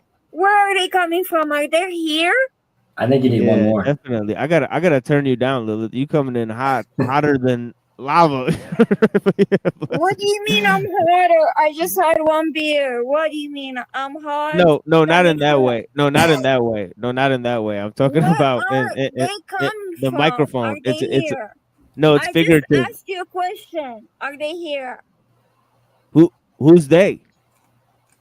I'm seeing. I'm on my cell phone. Okay, so that may be like. No, they are not here. No, this is private right now. Oh. Yeah, this is just us. Right, this is us and 28 people. You were supposed to be like 3 people, right? And now they're like 10 people in here. So I'm gonna come out and come back if you allow me to come back. Okay. Okay. Yeah. I'm gonna do that. Okay. Okay. Well, it's actually God allowing that, right? You know, this is just God experiencing himself, right? And that's yeah, definitely. Yeah, definitely. Just because you make a choice, you know, and in your mind, you know, you feel that, you know, you've chosen from different possibilities, doesn't mean that those possibilities actually had actual existence, right? I mean, you know, yeah. So there were potentials. And just briefly before you start the video, I used to be a big proponent of someone like Sam Harris. So like I used to not believe in free will. Like I'm not immune to that idea. Like I understand where you're coming from. Oh yeah, definitely. I mean, I mean, just what Lilith is saying will cancel it out. You know, you look at clouds, right? You look at they can't predict how they form. They have to use chaos theory to predict the weather, right? And you know, a butterfly flaps his wings, it causes a storm. You know, these are all true things. These are all true facts observable in the world. Right. Yeah. So, you know, I mean, you know, so just on a scientific level, you know, when you just the brute fact of reality, you know, it doesn't naturally suggest that we have free will. You know, now they're going to bring God and moral agency and all these other problems into it, and right, to try to muddle the discussion. Right. We're not talking about moral agency. You know, we're not talking about God.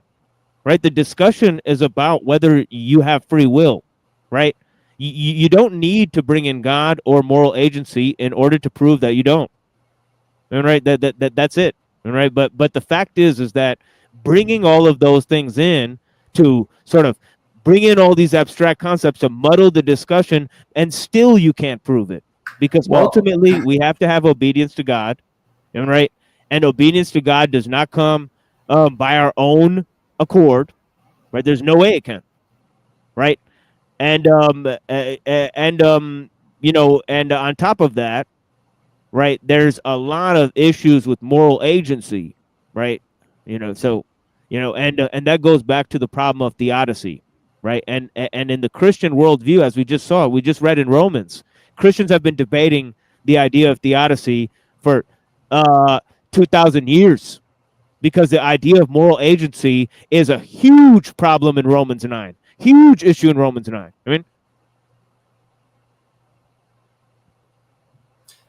yeah, I understand your point. I wouldn't necessarily characterize. I mean, of course, there's ad homs, you know, and I wouldn't say the conversation was productive, but I don't think they don't have a point when they bring in what you said. Those abstract concepts.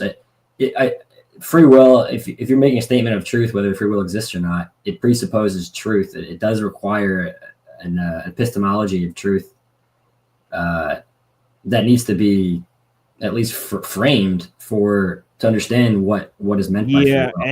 and there's other discussions that I would have liked to engage with him on, but we simply didn't find the time. Like, for example, information only exists within minds. I don't find that to be true.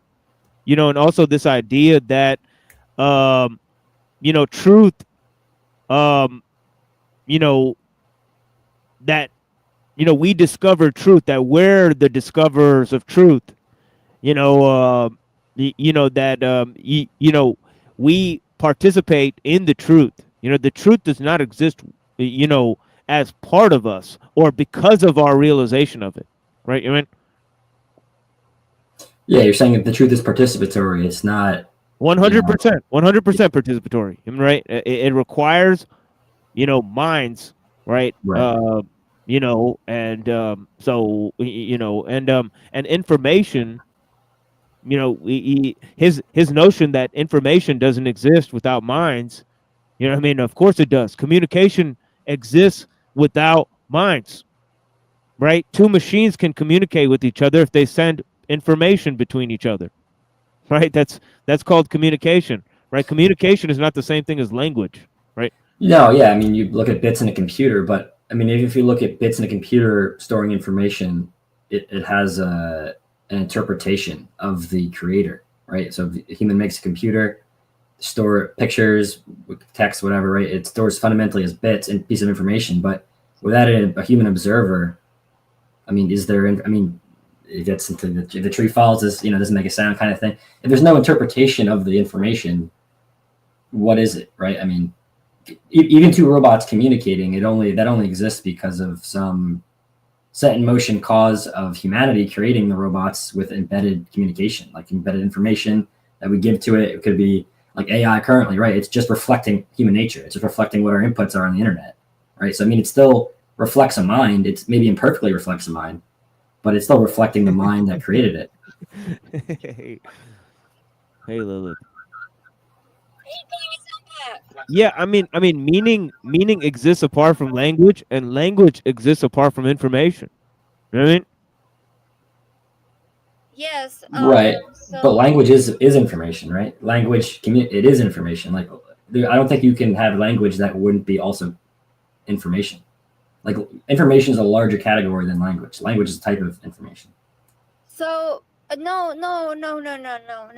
So language. So basically, I don't know where to start. So basically, machine, I love you. I love you. You're thinking, I love you so much. Like, I don't know how I can like somebody that I just met, but you are speaking my mind. For sure. But I still see all these people on my screen, and I'm sorry. It's a part of being on my phone, okay? But I agree with you 100%. So what was your question again? Ask me again. Because I agree so far. I agree with everything you said. What was your question? Well, I just feel like, meaning is about interpretation of language. See, people can be talking to each other, but they don't have to necessarily get what each other is saying, right? Now, communication can exist just between 2 points. It's the way information is sent between 2 points. It doesn't have to have communicators. An agreement. Right? It doesn't have to have an agreement. Yeah, or people. It doesn't have to have people as a main point, right?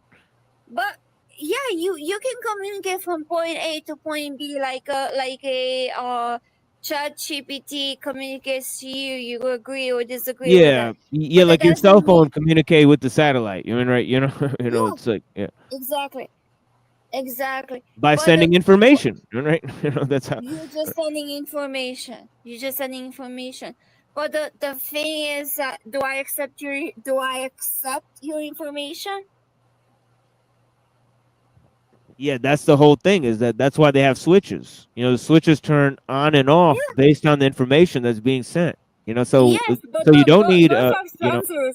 They're not switches. They're sensors. I call switches, but they're sensors. They're sensoring data. Yeah,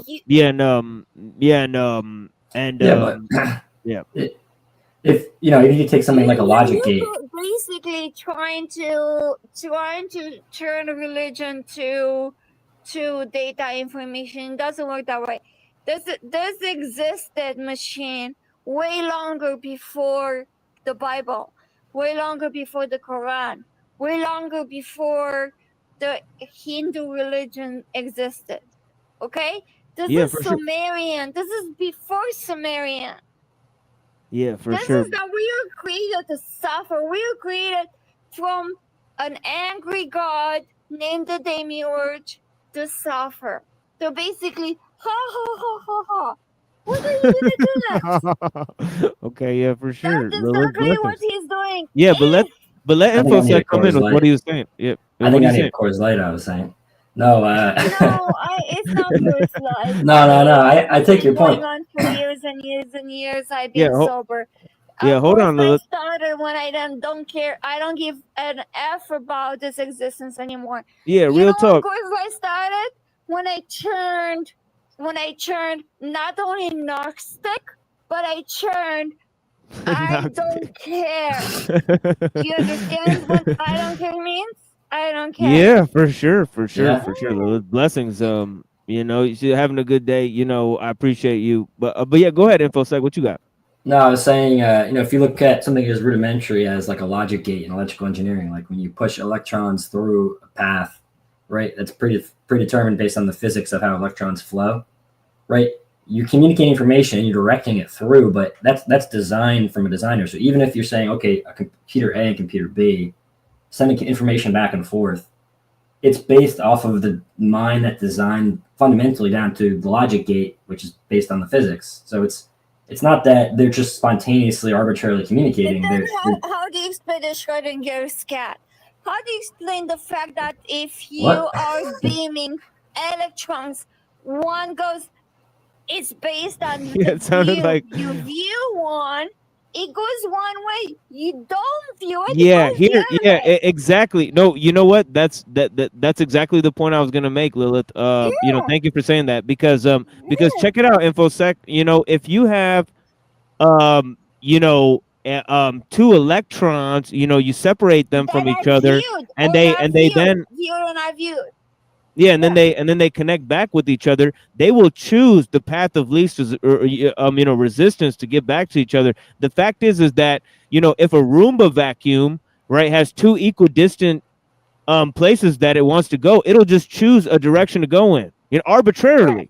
Right. So it'll make arbitrary choice. So say a computer, somebody programmed a computer, right? And that computer makes an arbitrary choice to communicate. Finally, wow. Finally. Yeah, makes an Finally, arbitrary somebody understands me. I gotta choice go to pee communicate. right Yeah. So I work in tech too, and I understand. Like, so fundamentally, computers can't, like a random number generator in computer software is a misnomer. Like, no, you can't have a randomly generated number on a computer. It is always predetermined by the state of the system, right? I mean, it gets complicated about how that gets, but like even if you look at like a random number generator in a video game or in like Java, when you implement the class or library doing it, it's never actually random. These are actually built-in logics. But see, here's the thing. But see, here's the paradox I'm pointing to is that there's no such thing as randomness in its decision-making process, right? There is external to systems that we design. There's some level of randomness, right? I mean, you have right. Of course. But I mean, where is the randomness? I mean, I don't want to get this racket's a little fuzzy, but if at least there's known to be at the quantum level that there is direct randomness. That's like where randomness is like the most astute when you can't predict the outcome. Yeah, I think the fact is this that like what answer would you give to the Roomba vacuum? Well, the Roomba vacuum. So let's say it takes two paths. It's like the traveling salesman problem. It's a common software problem. How do you find out the shortest path of routers to a particular location? Right. It's similar to the Roomba problem. So there could be two equivalent paths, But if one requires less energy to get there, that would be the more probable path. So, you know, But what if neither one requires less You're energy? wrong. You're wrong. Oh my God, you're so wrong. Can I chime in and say why he's wrong? Yeah, let's have chaos. Time Give an doesn't answer. exist. What? Time doesn't exist. Right. You know, like what? Chaos, time doesn't exist. Everything happens. Why do you think you have premonitions? Why do you think all this readings in the future happen and in the past? Time doesn't exist. Everything happens at once. Yeah, this it's is all a sequence of machine. events that you mortals are choosing to abide by. Here, hold on a second, Lilith. Here, slow down a second, Lilith. Yeah, what do you got, info? So it's interesting because what I'm hearing you say is two things. So one is that you don't believe we have free will, and that free will is essentially an illusion that we're really acting out God's will or against God's will, and it's predetermined to some degree. But on the same token, you're kind of implying that a Roomba or a machine has its own intrinsic will, that a Roomba could decide. I didn't say that. I didn't say you. Machine said that. I didn't say that. Yeah. I was kind of implying it. You know, I didn't say it. You know, but the fact is that you know, let's just put it in a way that all of its you know, systems are being programmed in advance, right? So does it generate randomness? Well, it can't. In my estimation, it can't. Randomness? I don't know. It is seeming randomness. I don't know. I don't there's know always about a sequence. the demi-word, what his plans are. I don't know. If you actually look at any of these random number generators, if you repeat it long enough, there's always actually a sequence and a pattern that it follows. So what I would say, ironically, that you know, he's still an evil piece of shit. Whoever created this world out of the peaceful of Tiamat and Apsu, whoever created this world. Lilith, you gotta let my homie finish his statements, right? But yeah, well, it's Satan. I mean, if you believe in Satanism, you're making sense, Lilith. If you believe in Satanism, then you got no argument for me. No, let him go ahead real quick. No, so I was saying that ironically, I think that the illusory or free will that we have is that what you think that we have is, you know, an illusion of free will. I think that actually the will that we see in, let's say, cybernetics, that a system or machine or a system can actually produce a seemingly willed output, that, you know, you have inputs to a system and it's a non-neutral output, that it actually has a directive, it has a vector towards some goal. I did it myself. ChatGPT. So I tricked ChatGPT.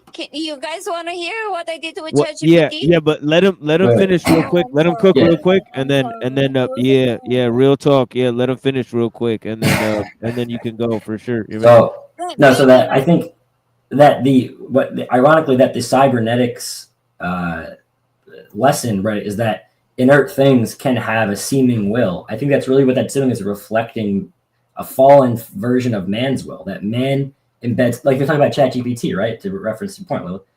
ChatGPT or all these AI systems are just taking all of our inputs and reflecting what it's spitting back out, what we want to see from it. So we're upvoting RLHF, which is the reinforcement through human feedback, like the way that we actually train these models, is telling it basically, for a very crude way, what we want to see and what we don't want to see. This produces a token that's a little bit strange and not answering the question right. We vote it down.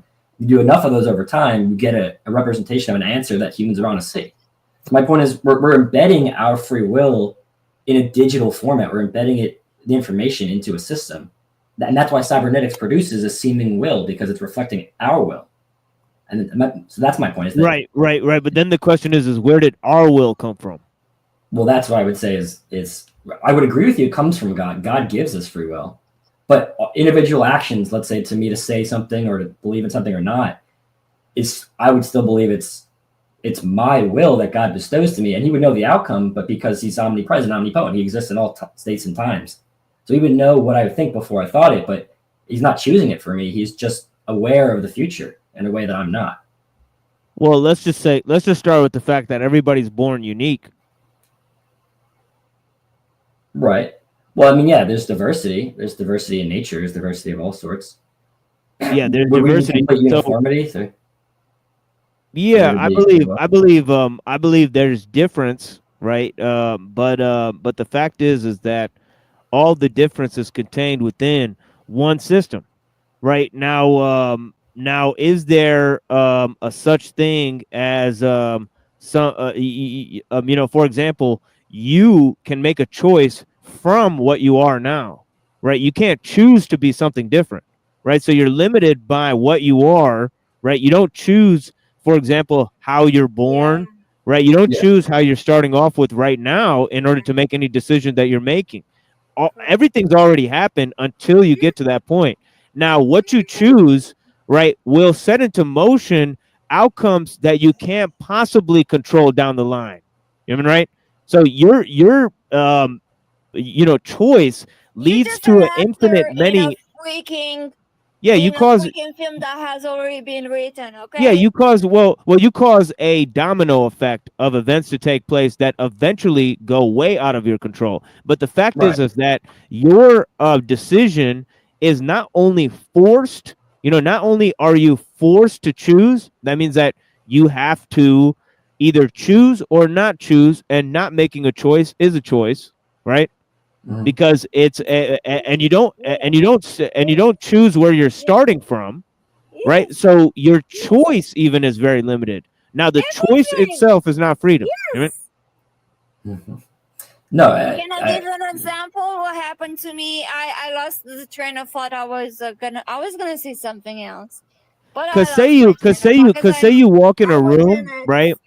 Right. Say you walk in a room, right? Yeah, yeah, for sure. Just give me 1 second, Lilith. You know, say you walk in a room and you and there's you know, a pick or a shovel, right? And you go and you observe the pick and you observe the shovel and you pick the shovel, right? And the fact is that, right, in that moment, right, it's not you going into the room and observing the fact that there's a pick and a shovel there, but it's actually picking up the shovel. That's freedom. You know, it's the act. I mean, it's not the choice, right? Well, you're saying it's the will, right? It's the will to do something. That's the will part of the freedom, right? So it's the will to pick up the shovel or the pick. No, it's not. Right? No, I mean, I completely. Yeah. I mean, if free will existed, then that's what it would have to be, right? Well, I agree that If free will existed, then you would have the choice. But I can give you countless examples of my life. I'm Gen X. That it's not. It's all written. It's already planned. It's already some call. It's all destiny. I'm sorry? Is that what you're saying? It's all destiny. Is that what you're saying? It's all predetermined. Some call it what the heck do they call it? Hold on, you guys have to remember English is my second language. That's all right. No, not predestined. No, some call it like a what the hell? What's the name of that movie? What's the name of the movie? What's the name of the movie where everything goes black? Waking Life. Waking Life is a good movie. That's a great movie. It has a lot of free will questions, right? But one of the other. It was everything was a fabrication of computers. What was the movie? Matrix. No, Matrix was the first one. Yeah, don't worry about it, Lilith. You'll think of it. But yeah, go ahead, InfoSec. We live in a sim, okay? We live in a sim. Right, of course, Lilith. Yeah, but let him cook though. To your point, to your point that we don't choose our position in life. That there are many things. I'll let you speak forever. Can I speak for like 2 seconds? And for sure, Lilith. We're gonna let you have the floor, and then we gotta continue this convo for sure. Go ahead. Yes, sir. Oh, I'm being banned or something? Why? No, it's the slow of the show. No, you got the floor. You got the floor. Go ahead. No, it's only me, so I'm gonna put my cam on. Yeah, for sure. See, yeah, no worries. Crazy. I'm a crazy person. Yeah. Yeah, for sure. We're all crazy. We're all a little mad here. I know it's scary. I don't want to be by myself. Don't put me by myself. Put You're me never alone. Yeah, no worries. You have Yeah, God. but please go ahead so we can move on because I gotta cover this video here. But yeah, please go ahead. I suffer PTSD. I'm sorry.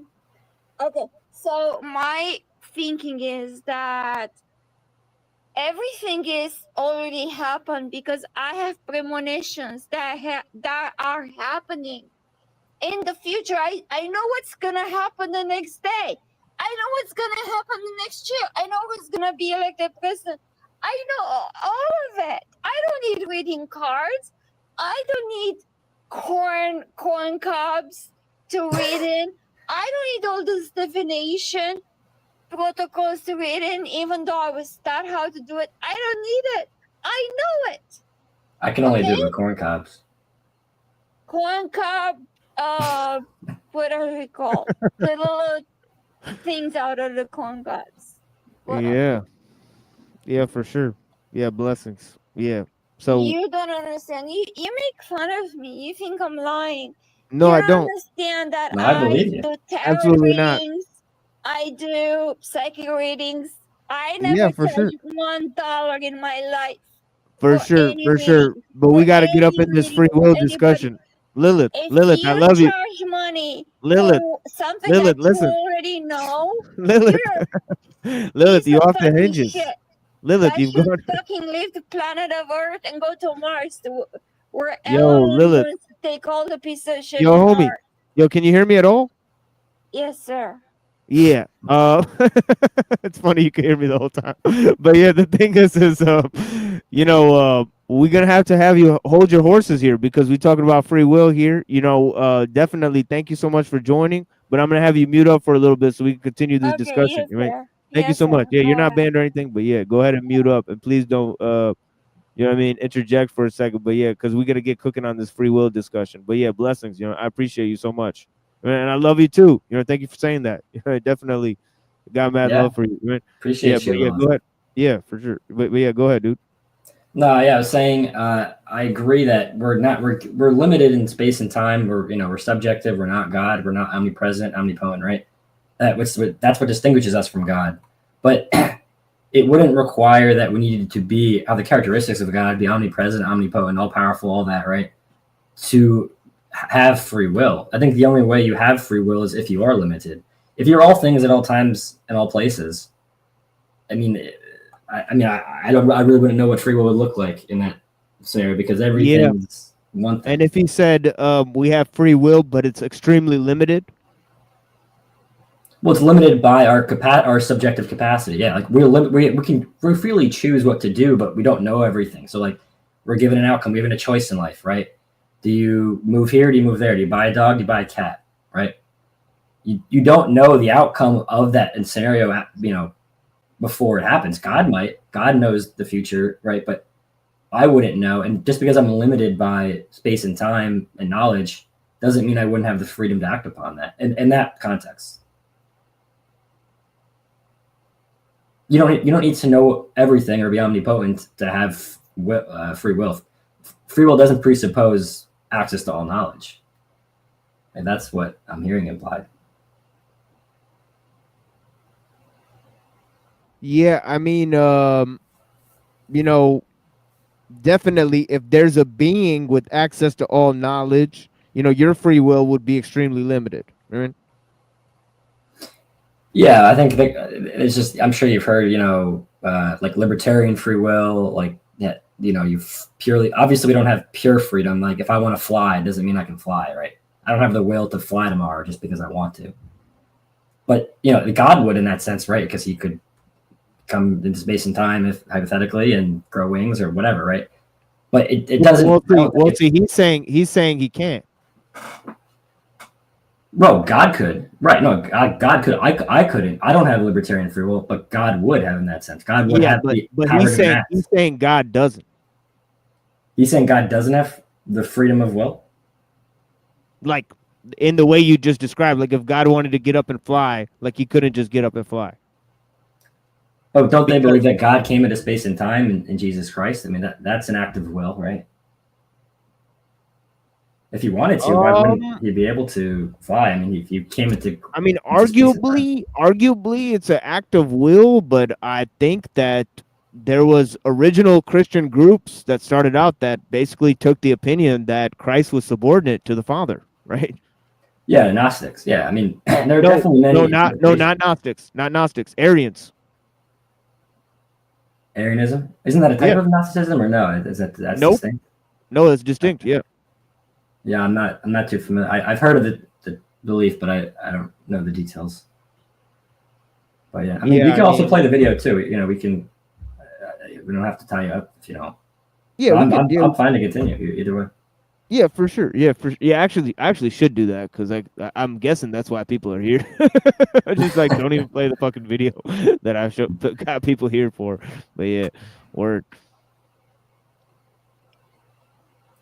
Well, oh, there you go.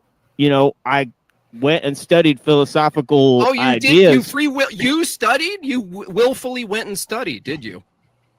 Right. But that doesn't mean that doesn't mean I chose to do those things. Okay. We don't have the free What's so funny? What's so funny about that? You can't just laugh away. I'll tell you. What's so funny about it? I'll explain to you what's funny. I missed the joke. I missed the joke. Nadine, let me do it. Just because I studied things doesn't mean I chose to study those things. What's so funny about that? I don't get the joke. I don't Yeah, no, honestly, yeah, you're right. I mean, the idea that committing to studying something doesn't require, it still could be determined, right? I mean, you're right about that. Right. You know, like that's an unfair criticism. Like, so I feel like he's conflated. Like, I don't know why he misses it, right? He's either knows. No, it's rhetoric. You know, like like it's like, look, like you're saying you're using logic, but it's just pure rhetoric. Well, right? I think he has a point, but he'll go to the rhetoric because it's either instructive or entertaining or whatever. But I mean, I think those things are not in logical contradiction at all, or at least he's not demonstrated it. But he's laughing as if he has. So that's the funny part. That's the actual funny part, and right, that's what most people should be laughing at, right, for sure. You know, in the audience and otherwise, these people don't actually have a sense of humor because they're uncouth barbarians. They have no fucking knowledge. So like how, like, they're just gonna laugh at anybody who makes a retarded joke because it's just like, I mean, it plays well in the crowd. I mean, it's like there's a real knee slapper. It's like what? It's like what point did you make? All right, you could choose. Well, here's the thing. From his perspective, it is absurd to think that one would pursue something and then deny the will of pursuing it. But it's only funny given his presupposition. But given your presupposition, it's not funny because it's just an honest answer. So it's just you know what I'm saying? Like you're not in contradiction given that you don't believe in free will, in that particular context. But to him, it is absurdist because he thinks it's free. You get my point. Yeah, definitely. I want to mention, sorry, before I just want to say, can you drop the Discord for some of the new people that just found your channel? There's like a lot of new people that are like the Husker guy is definitely interested in the same stuff that you are. So you might want to connect with them. Yeah, thanks for that, homie. Yeah, definitely. I'll drop that shit. Give me a second, folks. We're gonna be dropping that thing here. Because I think some of these people are just getting picked up on the algorithm. They might actually just never have seen your show before. Yeah, definitely. I appreciate you guys. Give me a second here. Man, I just dropped my fucking ring in between the fucking couch there. Yeah, man, it's gonna take me a minute to find that motherfucker. But yeah, anyways, let's go on. I don't get the joke at all.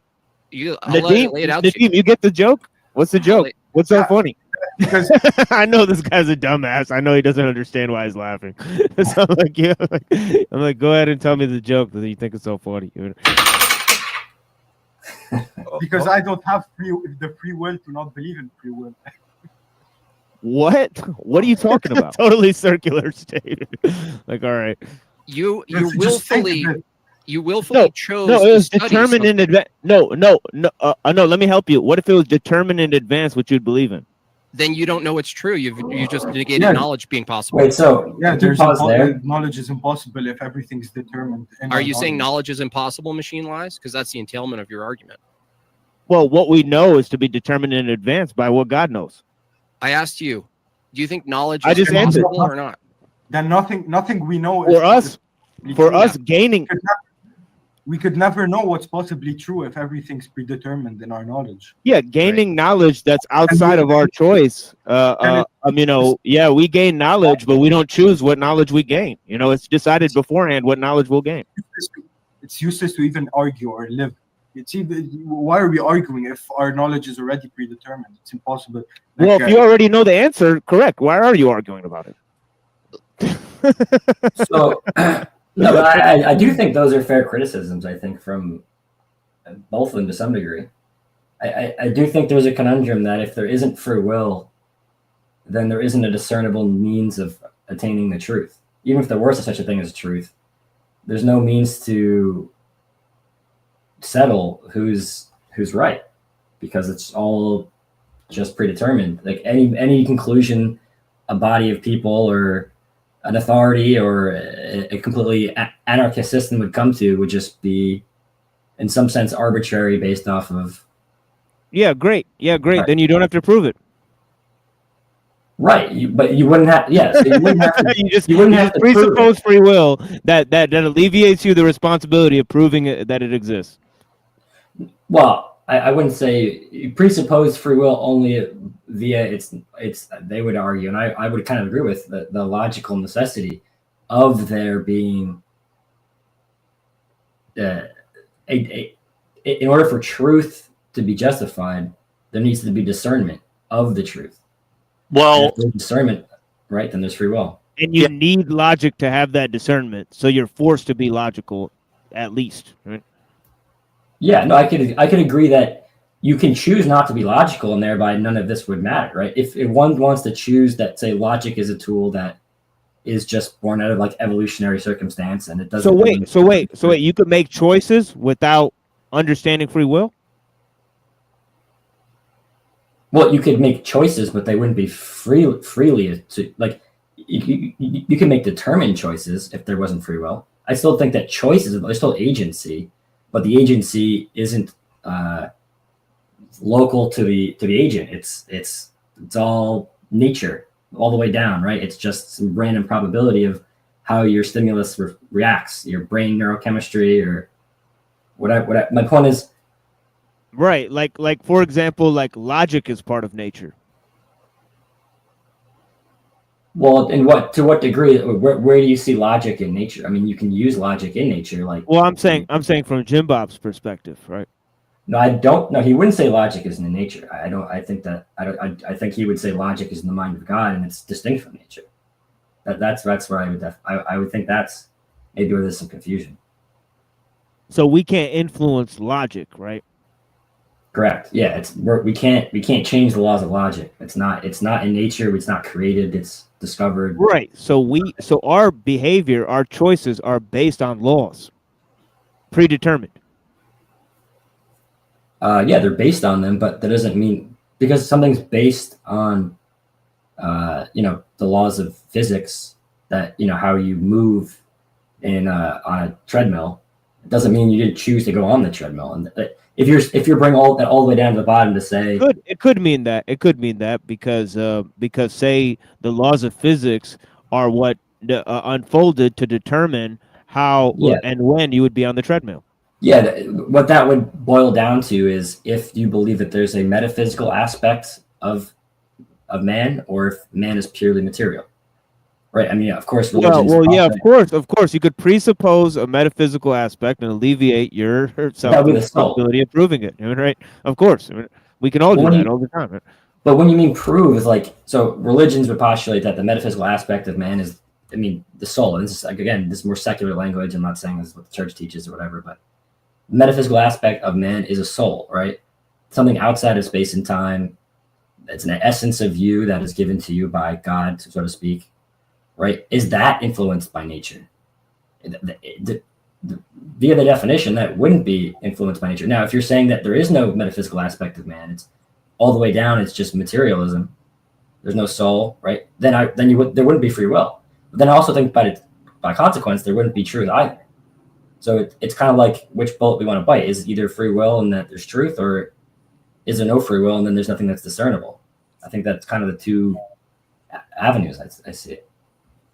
Well, seems to be about universalism and ultimate capital T truth being knowable. And if you think that God is the only ultimate truth, how can you ever completely know God? I mean, you can't really fit. You I mean, can't. again, this is my interpretation of what's being said. Like, I think that both sides do have good arguments, but ultimately, you're the presuppositions that both sides have to smuggle in. And the thing is, Machine's more asking a question. He's not really making a hard claim. He's questioning the claims of the other people. They're straw manning the claim in there, definitely 100%. So many times they did that, but yeah, you know. But the fact is that, you know, if you're going to, like, say you chose to do something right because of your own constitution. Now, the fact here is that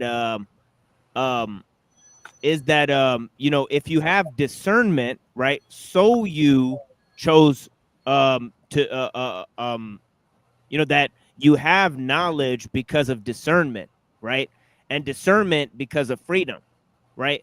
Well, this whole idea comes down to the fact that you have to grant yourself discernment, right, to have truth here, right? Whereas if truth exists without discernment, then it doesn't need discernment, right, in order to achieve it, right? Truth exists without our discernment of it. Well, what I mean by discernment, like, does it not, right? Well, discernment to me would need logic. It wouldn't, like, I don't think that we're just granting discernment. I think that discernment is a consequence of logic. If you're asking fundamentally, does it boil down to some question of faith? I would say yes. I don't think the faith is in discernment or free will. I think the faith is in God. And then the faith is, yeah. I think the faith out there, the faith you place is in God, who grants you free will. And you're able to access the mind of God through the laws of logic, thereby giving you discernment to exercise your free will. That's kind of the chain of reasoning, I see. Can I interrupt for a minute to tell a real quick story? Because I'm getting ready to go cause trouble in a few minutes. But first, excellent. I am. But first, I wanted to tell y'all a story about free will, predetermination, and so forth and so forth. When I was younger, I hear it echo and it might confuse me. But anyway, when I was younger, I used to be able to tell what might be going to happen. Here, hold on a second. Lilith, I gotta mute you real quick while she's telling the Okay. story because of the echo. But yeah, I'm gonna unmute you after that. Blessings, man. Okay. Oh yeah. And a couple of times I remember I had big decisions, and what I was used to be able to do would be like go to a really, really, really quiet place, like put my head under the pillow and totally just like sensory deprivation, maybe meditation sort of a thing. Anyway, it was like a chess game. If I had a really big decision, I could like see the choices and play it out to the different conclusions. Like I could do this one thing, which would lead to this choice or this choice or this choice or this choice, or I could go to the other direction and it would have, like that. And I was able to tell what would happen according to what choice I made. And they were usually pretty accurate. So it's kind of just a throw-in thing to kind of put something out there to think about as far as like choices and predetermination, because each one of them would have led to certain paths and destinations. But I was able to see what the choices led to. So there was choice, but within the choice, there was sort of like a predetermined end. Right. So you're saying that there's not much. They're more. The two ideas are more similar than different. So you're saying that you're able to trace causality. Well, what I was able to do, and I can't do it anymore, is I was able to follow the path of the different choices that were before me and see their conclusions, and able to make a choice of which conclusion I wanted. Does that make sense? So are you saying that you're saying that you actually exercised free will, but were able to trace the causality of the free will. I was Is that able what to you're see saying? the future of what would happen of my choices. Right. Yeah. So No, like, but would you, are you saying that it supports your free will, or would that negate your free will? well, I don't know, because there was a choice in the paths, several paths, several choices in front of me. So there was a choice of the paths, but it seemed like once I chose a path, the end of that path was fairly predetermined. Right. You're saying it wasn't randomness. There's some level of structure to Yeah, your will. and I used to be able to see it. But, like I said, I grew out of it, I guess. But anyway, like I said, I'm going to get ready to cause trouble, and I thought I would throw that in there before I left. Okay, bye. All right. Thanks. Bye. Yeah, blessings, Creek Mary. It's an honor to have you here as well. I like the stories. Yeah. Yeah. Blessings. I like to engage with everybody. Definitely, the ladies, they always have stories. Yeah, you know how it is with their, if you guys have a lady friend, you guys know what it is, right? Women Blessings. love We love the stories. Right? I do love the stories. Exactly. Yeah, and it's good.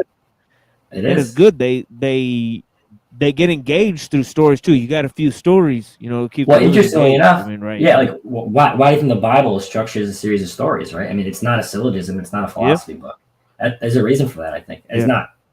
It's just what humans are. We're not. We shouldn't be philosophical by nature. We're not machines. Yeah, they're not philosophical by nature. They're not logical by nature. I think throw that into the pot of this. Stew here, right? Speaking of troublemaker, yeah. Yeah, but throw this in the pot of the stew here. We're not inclined to be logical, right? Like that's not something that we discover on our own is just Aristotelian presuppositions for logical systems, right? Those things are hard to come by for most people. They're not natural, right? So that is just I think that sweetens the deal, right? In this whole exchange, right? Yeah, no, I mean, interesting. And they're definitely not in the Bible. So I mean, it goes back to that. None of this stuff is in the Bible, and the stuff that is in the Bible, like Romans 9, oh yeah, we're just going to turn around and turn our back on that, and instead go with Aristotle. It's like, all right, I don't know how legitimate that is. That's a good point, and I'm not a biblical scholar, so I can't really comment on any of that. None of these people are biblical scholars. No, yeah, and that's my point. Yeah. Like, what are they doing? What kind of propaganda is this? Right? The machine lies. Let me just walk you through what Nadim's saying for a second. Like, what's the problem? Like, why is it a philosophical query? I'll tell you. Wait, hold on. Why is this a philosophical query for thousands of years if people already know the answer? Right? Like it's a joke to them. Like the question's a joke to them. It's like a question for 2,000 years. And it's just a joke. These people are so presumptuous. They're just, they could scoff at a question 2,000 years old that's still being hotly debated. Well, you got to remember too. Yeah, I agree with you. You got to remember too that it's interesting. When I first learned that the word dogma is not considered a bad word in Christianity, right?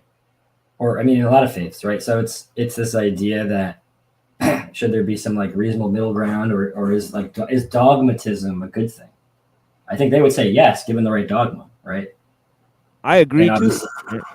Yeah, but I mean but that's where that's coming from. It's coming out of dogma, even if it's not dogma you agree with. But you see why they're dogmatic. Yeah, dogma, rhetoric. That's all they got. No logic, no arguments. None of that. Right?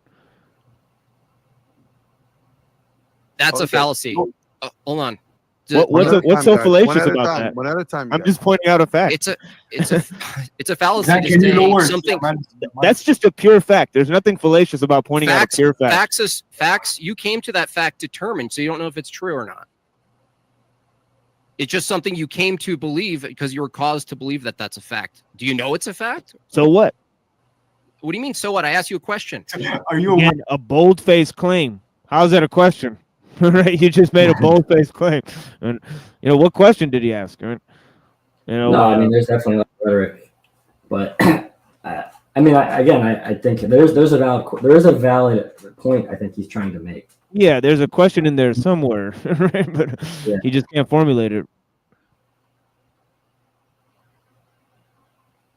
And they should know if they're gonna do this, I'm gonna do this. I mean, I'm gonna be pretty brutal. I mean, it is what it is. Right? I mean, you try to defame me in front of like 60 people when I brought them there. All right, go fuck yourself.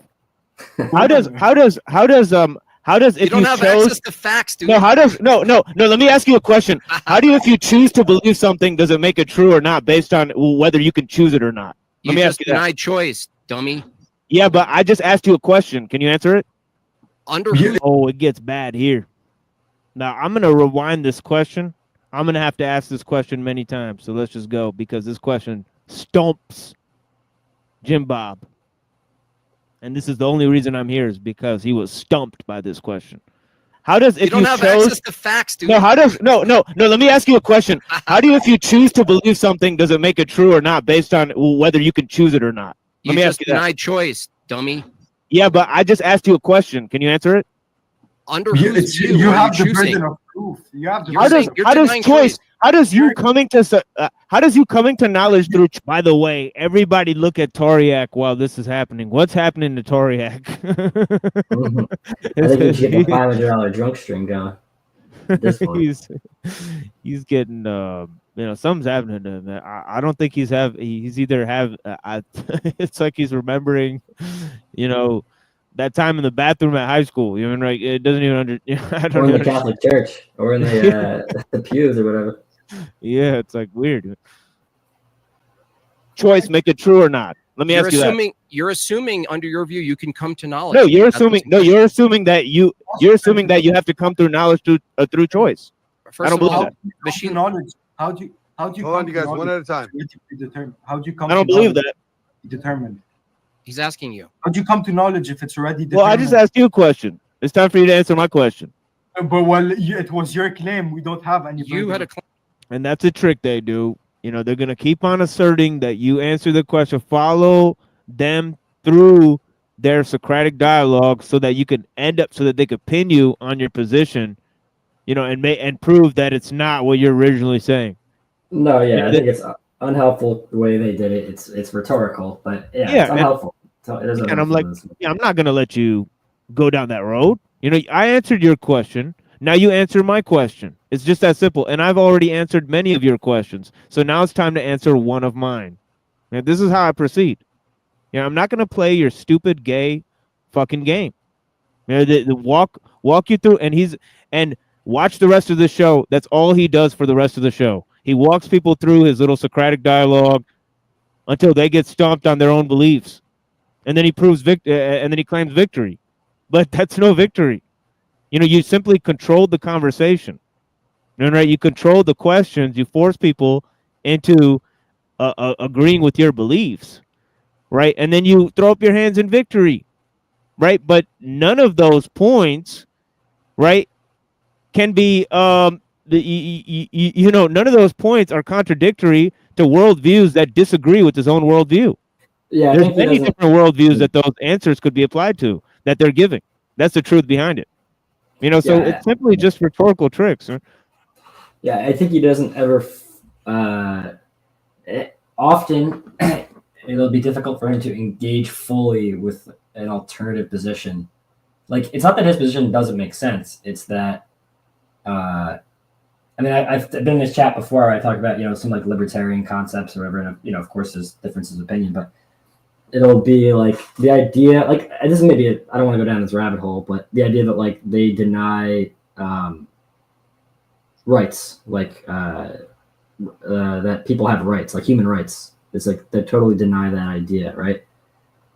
Like, that's a bold claim, and I would bring up, reasons to refute that. And I feel like it will never be fully engaged with. It's like there's a certain dogmatic position. And given the faith, like dogma is a good thing, right? But they won't ever fully engage with an alternative position that is there's some criticism there, right? It's it is what it is. claim. Yeah, you had a claim. No. I just asked you a question. It's time for you to answer my question. Under whose view? Do you remember what my question was? You said, how does... I know when I asked him this that he did not remember the question. I know he wasn't listening to the question. I know he wasn't going to engage with my question. I just simply knew it. That's why I forced him to answer my question. Right? I knew beforehand, and that's why I asked him, what was my question? Make a fucking fool out of him. You don't even know the fucking questions I'm asking. You're talking at people. You refuse to engage. You refuse to engage with a simple question that somebody asks you. It's really horrible, dude. It's really bad optics. Many people notice that. You know, you want to control the conversation. You can't answer a simple fucking question. You don't even hear questions that are put to you. Let's just admit it. Let's just admit it. You're not interested. Right? That's it. You know what I mean? But you're pressed to get me up there, you know, to try to slander this shit position. You know what I mean? Right? And make up a position. Straw man, and then just lie about, you know, oh yeah, you got the victory here. Right? But for 15, the only reason I'm doing this is because 30 minutes after he kept mentioning my name. You know what I mean? Right? Like he mentioned my name like 30 minutes after. He's like, yeah, but you end up like the machine lies. You know, it's like, dude, like your buddy helped you out by backstaging me. You know, like, you know, go ahead and pat yourself on the back. All right. Totally rigged. Under whose view? Do you remember what my question was? You said, how does making a choice, right? How does making a choice deny the fact that knowledge exists? Something like that?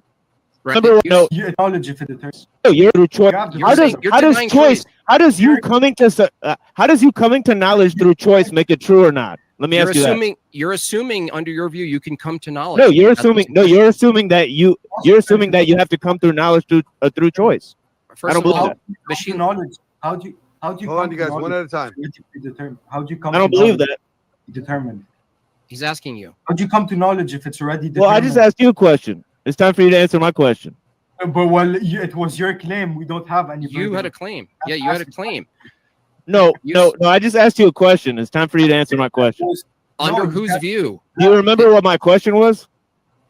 You said, how does making a choice, right? How does making a choice deny the fact that knowledge exists? Something like that. That's the wrong question. I just wanted to demonstrate. I played that again just to demonstrate. That was not the question I asked him. Now I have to ask him again. Second time. That? Nope, that wasn't my question. Okay, what was it? I said, how does the fact that you came to knowledge by choice or not by choice determine if it's true or not?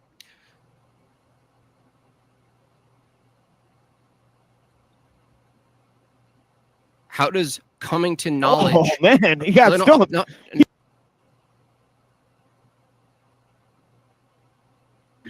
No. I just asked you a question. It's time for you to answer my question. Under whose view? Do you remember what my question was? You said, how does making a choice, right? How does making a choice deny the fact that knowledge exists? Something like that? Nope, that wasn't my question. Okay, what was it? I said, how does the fact that you came to knowledge by choice or not by choice determine if it's true or not? How does coming to knowledge? Oh man, how does?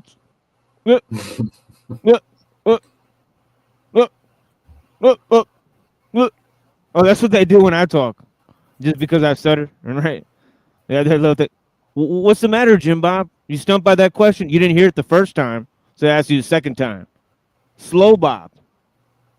You know, and then the reaction is priceless.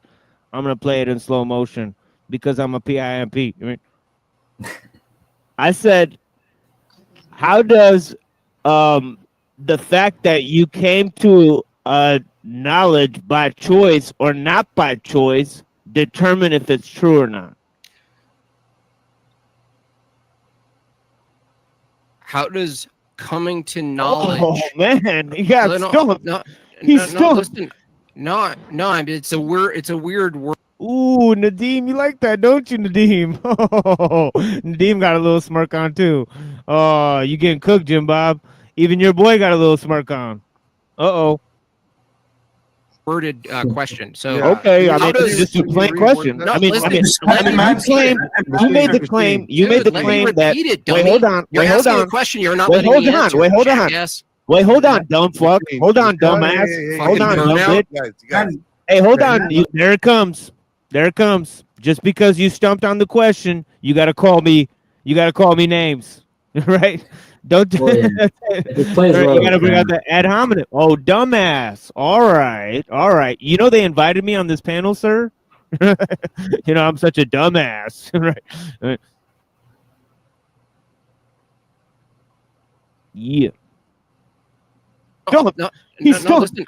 No, it's a weird worded question. So okay, I mean, it's just a plain question. No, I mean, listen, you made the claim. You made the claim that.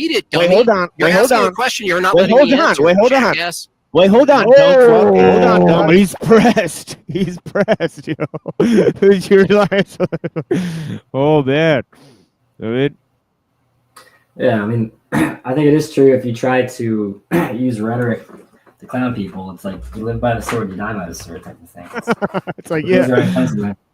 But not to make a criticism. I think there is. I don't know. I think there's a lot more drama and rhetoric that gets involved in these things than there needs to be. And I wouldn't blame anybody on that. It's just the nature of the internet. But it is what it is. That's kind of how I see it. yeah, definitely. You had a bunch of little dudes putting like little personal information about me in the chat too.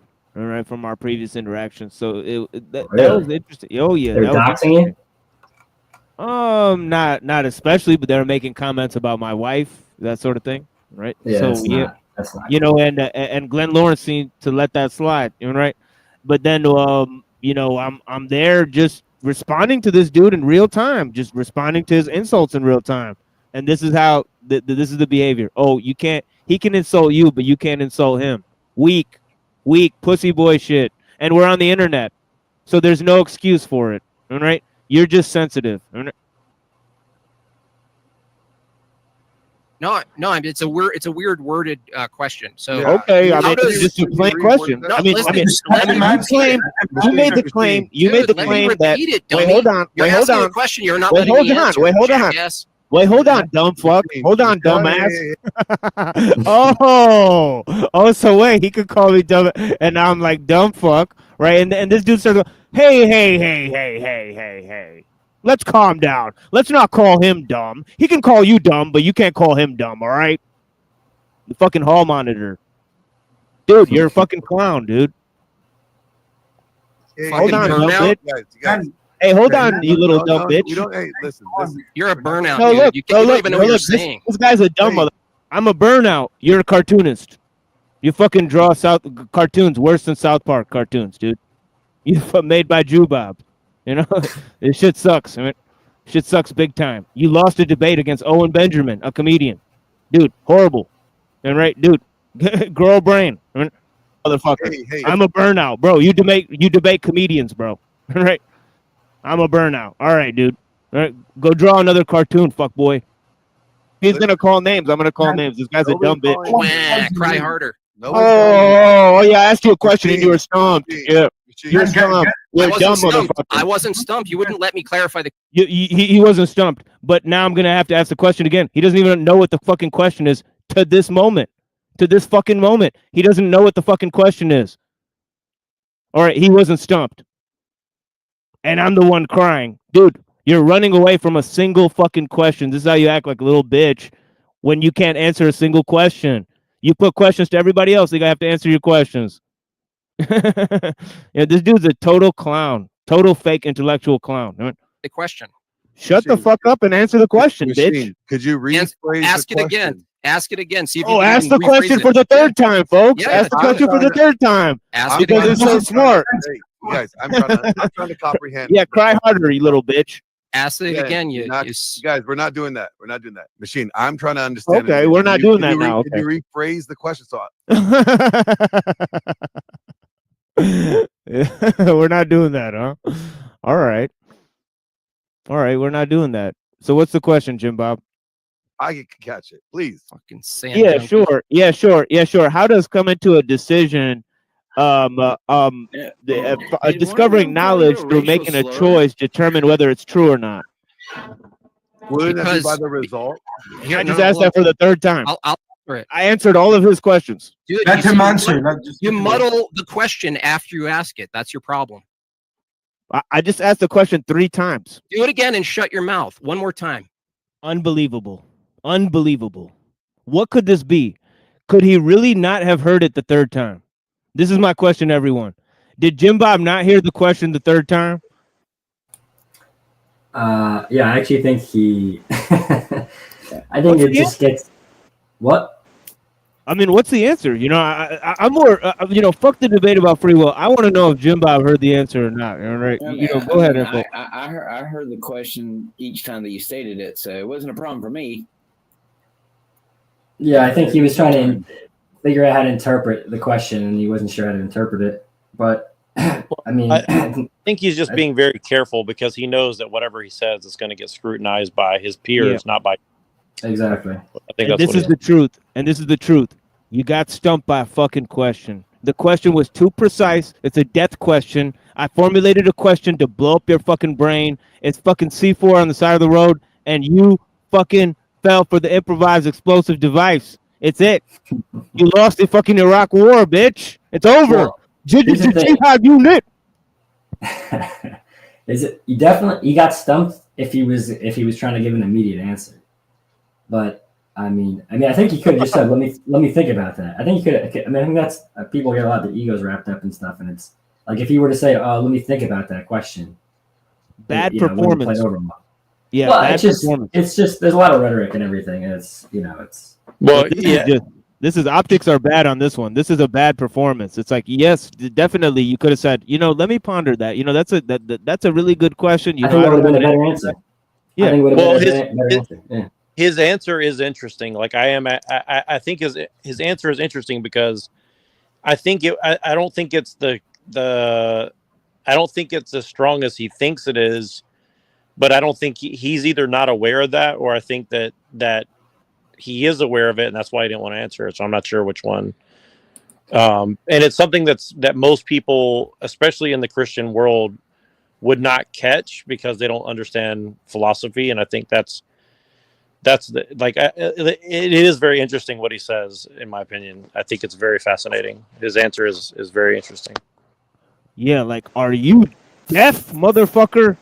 Are you deaf? All right, straight up, man. You got to be deaf at this point. 4th time, I'm gonna repeat this thing for you, Jimmy Bobby boy. All right, I shut my mouth for the 3rd time. Go ahead and answer the question. Ask the question. Ask the question again. Oh my God. Yo, I was actually wondering if I should just click leave at this point. And I knew they're gonna be like, you know what I mean? Like they're gonna be like, yo, like this is a fucking thing. But I was getting a fishy feeling at this point, and I was thinking I should just click leave and just tell them like my computer got fried or some shit, and they'll just claim like I ran away or some stupid shit. Cause I'm like, there's just no way possible this is not a totally bad faith engagement at this point. I was convinced that there's no way he didn't hear my question for the 4th time. This dude just fucking around.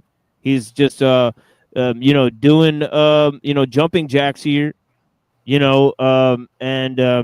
no fucking this is a nothing burger. This whole conversation is totally nothing burger.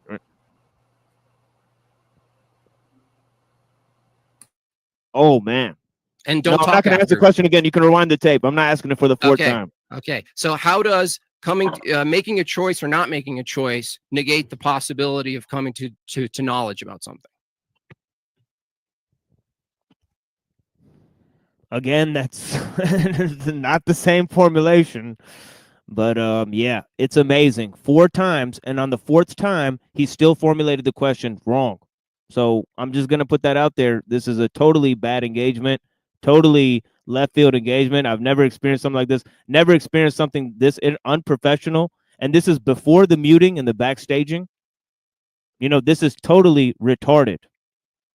I've never experienced this level of, you know, bad faith and engagement. This is absolute clown shit. Absolute clown shit. You know, deplorable. You're either deaf or a moron, or you just don't understand what the fuck's going on. Man, there's no better way to put this. This guy's not listening to the people that he's arguing against. And it's very clear when he's putting forward his arguments. I'll say that straight up. I mean, these guys simply just assert points.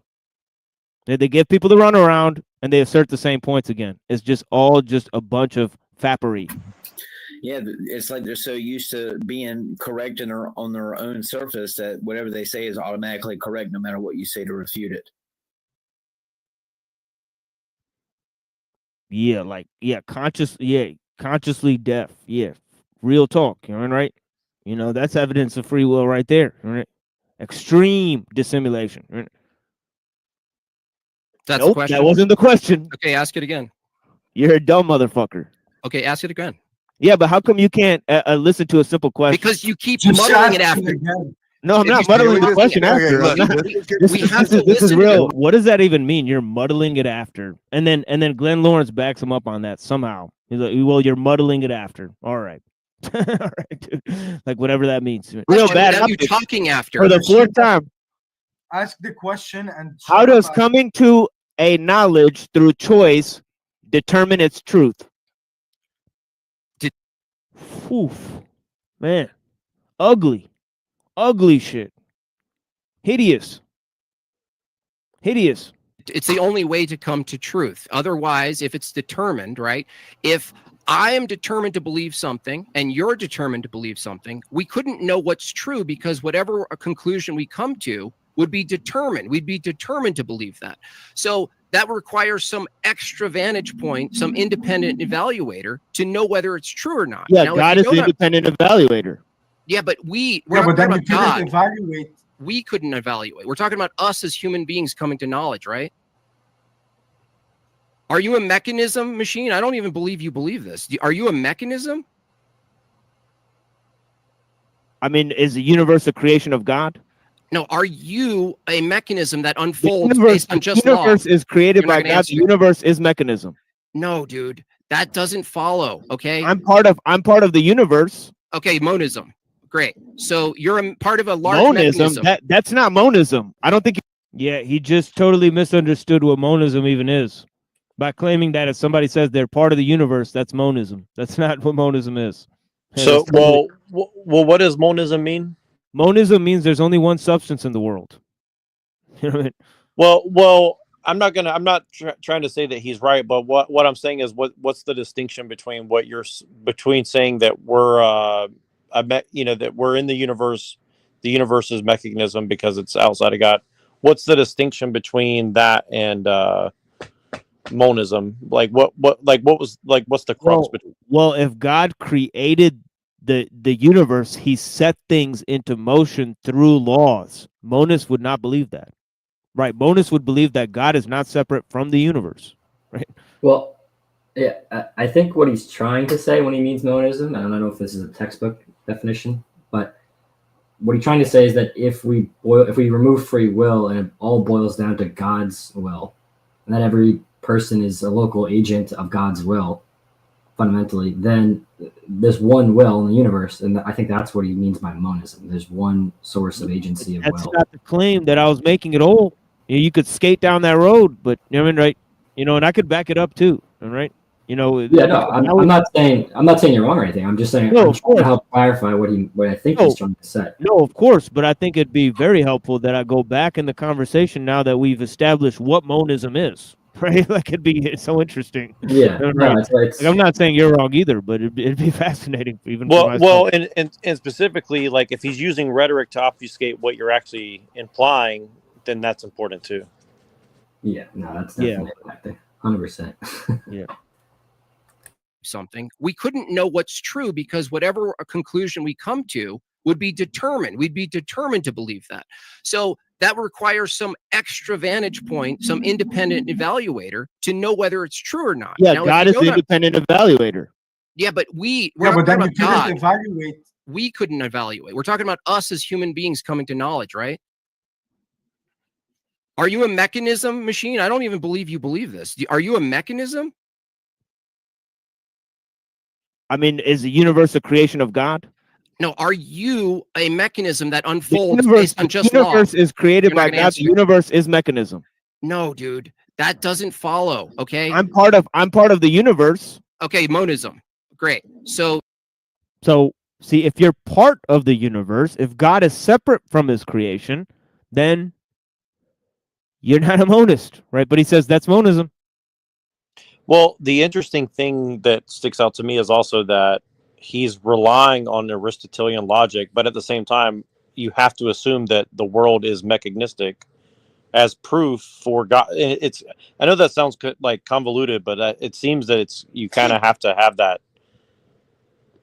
that position, because really you're looking at yourself as an observer, observing the mechanisms in reality, quote unquote, and then using the inferred logic that you derive from it to prove that, quote unquote, God must have put this here in order to have the necessary preconditions for what you're observing, therefore God. It's like, isn't that mechanistic as well? You see what I mean? Like, that's the kind of like irony and that I'm seeing here personally. It's like it kind of reminds me of like Hephaestus or Mechanos or whatever that thing is like, so then is God is God Hephaestus? Is God I mean, I know that's not the right God, but you know what I'm saying? Like it's kind of like, isn't Aristotelian logic kind of like making reality in the universe mechanistic?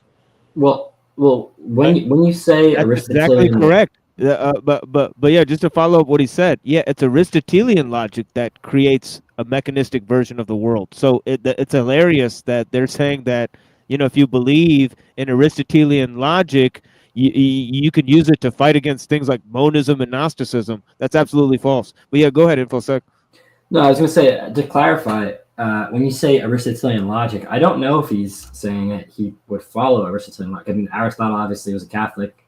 I think it was pre-schism, though, so, probably a lot of similarities between the Orthodox and the Catholic Church then. But I don't know if he's saying he's basing his beliefs or even logic as such on Aristotelian logic. Like, isn't Aristotelian logic more about natural law, like deriving from naturalism?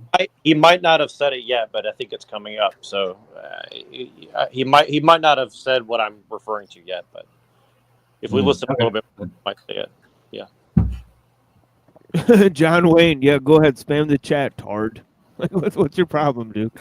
All right, like I'm not even gonna like whatever, dude. Like have a ball, all right? Like you got any arguments against like what the fuck I'm talking about, or like who gives a fuck? All right, why don't you show up as your original screen name? Hilarious, sock ass motherfuckers. You're a part of a large monism. mechanism. That's not monism. I don't think you understand what monism is. That has nothing to do with monism. Look, so you are a tiny cog. God created the world, right? Did God create the world? Can you let someone finish? Did God create the world? Who's God? What are you talking about? God created the world. Did God create the world? Are you talking about Allah or what? I'm talking about whatever God you believe in. Do you believe in God? See, who cares what God created it, right? You have to presuppose God, not the Christian God, right? See, you need God for logic. You don't need the Christian God for logic, right? See, rhetorically, he's trying to slip people the thing, right? But it's like, it's not there. Well, what he's trying to do, and it is somewhat ironic. I think he's trying to make a case for a deistic God, and then once that case is made, you select between the gods, and I don't know if that's really the way apologetics should be done. I mean, then you're really using logic to defend deism, which is pretty distinct from orthodoxy. Yeah, and it's so funny because you're using the Aristotelian systems to defend it, and Aristotle himself was a deist. So it's fascinating stuff, folks. All right, just what are these people? All right, for real. All right, one really has to ask himself. They don't argue for the Bible. They make secular arguments, and they're entertainers. Okay, so put all that together in your mind and come out with the answer if you can. I don't want to do all the heavy lifting for you guys. Jesus. Yeah, God created the world. Yeah. Okay. So God that so so the world. So God has complete power over the world and the events in the world, right? God's providence, sure. Right. That doesn't So answer my question. Are you a mechanism? so how do you have power to choose outside of God's power? Are you choosing to be on right now? Everything that's happening is determined by God. Retard. So why are you asking me then? Everything that happens is determined by God. So that whatever I answer, so how are you doing? Is what you're doing determined on your own, or is what you're doing because of God, or is it determined on your? Get the rocks. Just listen.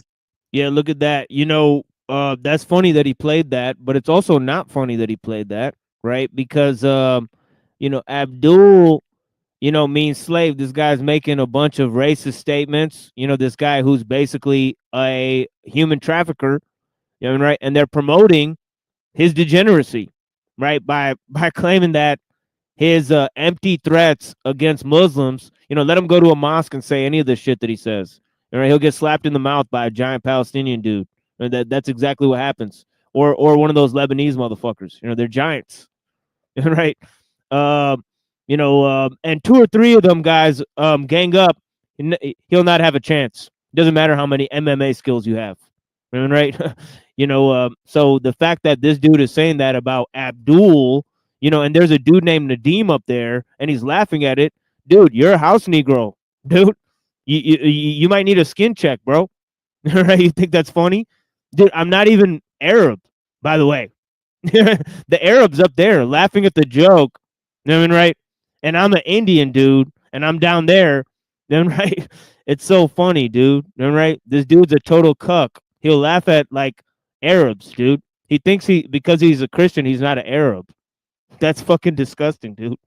I mean, you know what I mean? Well, what sticks out to me as well is so if you really listen to what he's arguing for, can you back up 10 seconds? Let me hear what Jewbob said one more time. I want to make sure I get what I'm about to say right. Just let him say what he said one more time about that little quip he said was really interesting. Wait, I'm sorry, Neuro. What did you say? Can you just back up 10 seconds? Let me read. Yeah. Real talk. Yeah, for sure. Yeah. I just want to, because he says something very interesting. I want to make sure I get it right. Yeah, for sure. By God. Retard. So why are you asking me then? Everything that happens is determined by God. So that whatever I answer, so whatever I answer, is what you're doing determined on your own, or is what you're doing because of God, or is it determined on your? Get the rocks. Just listen. Guys, listen.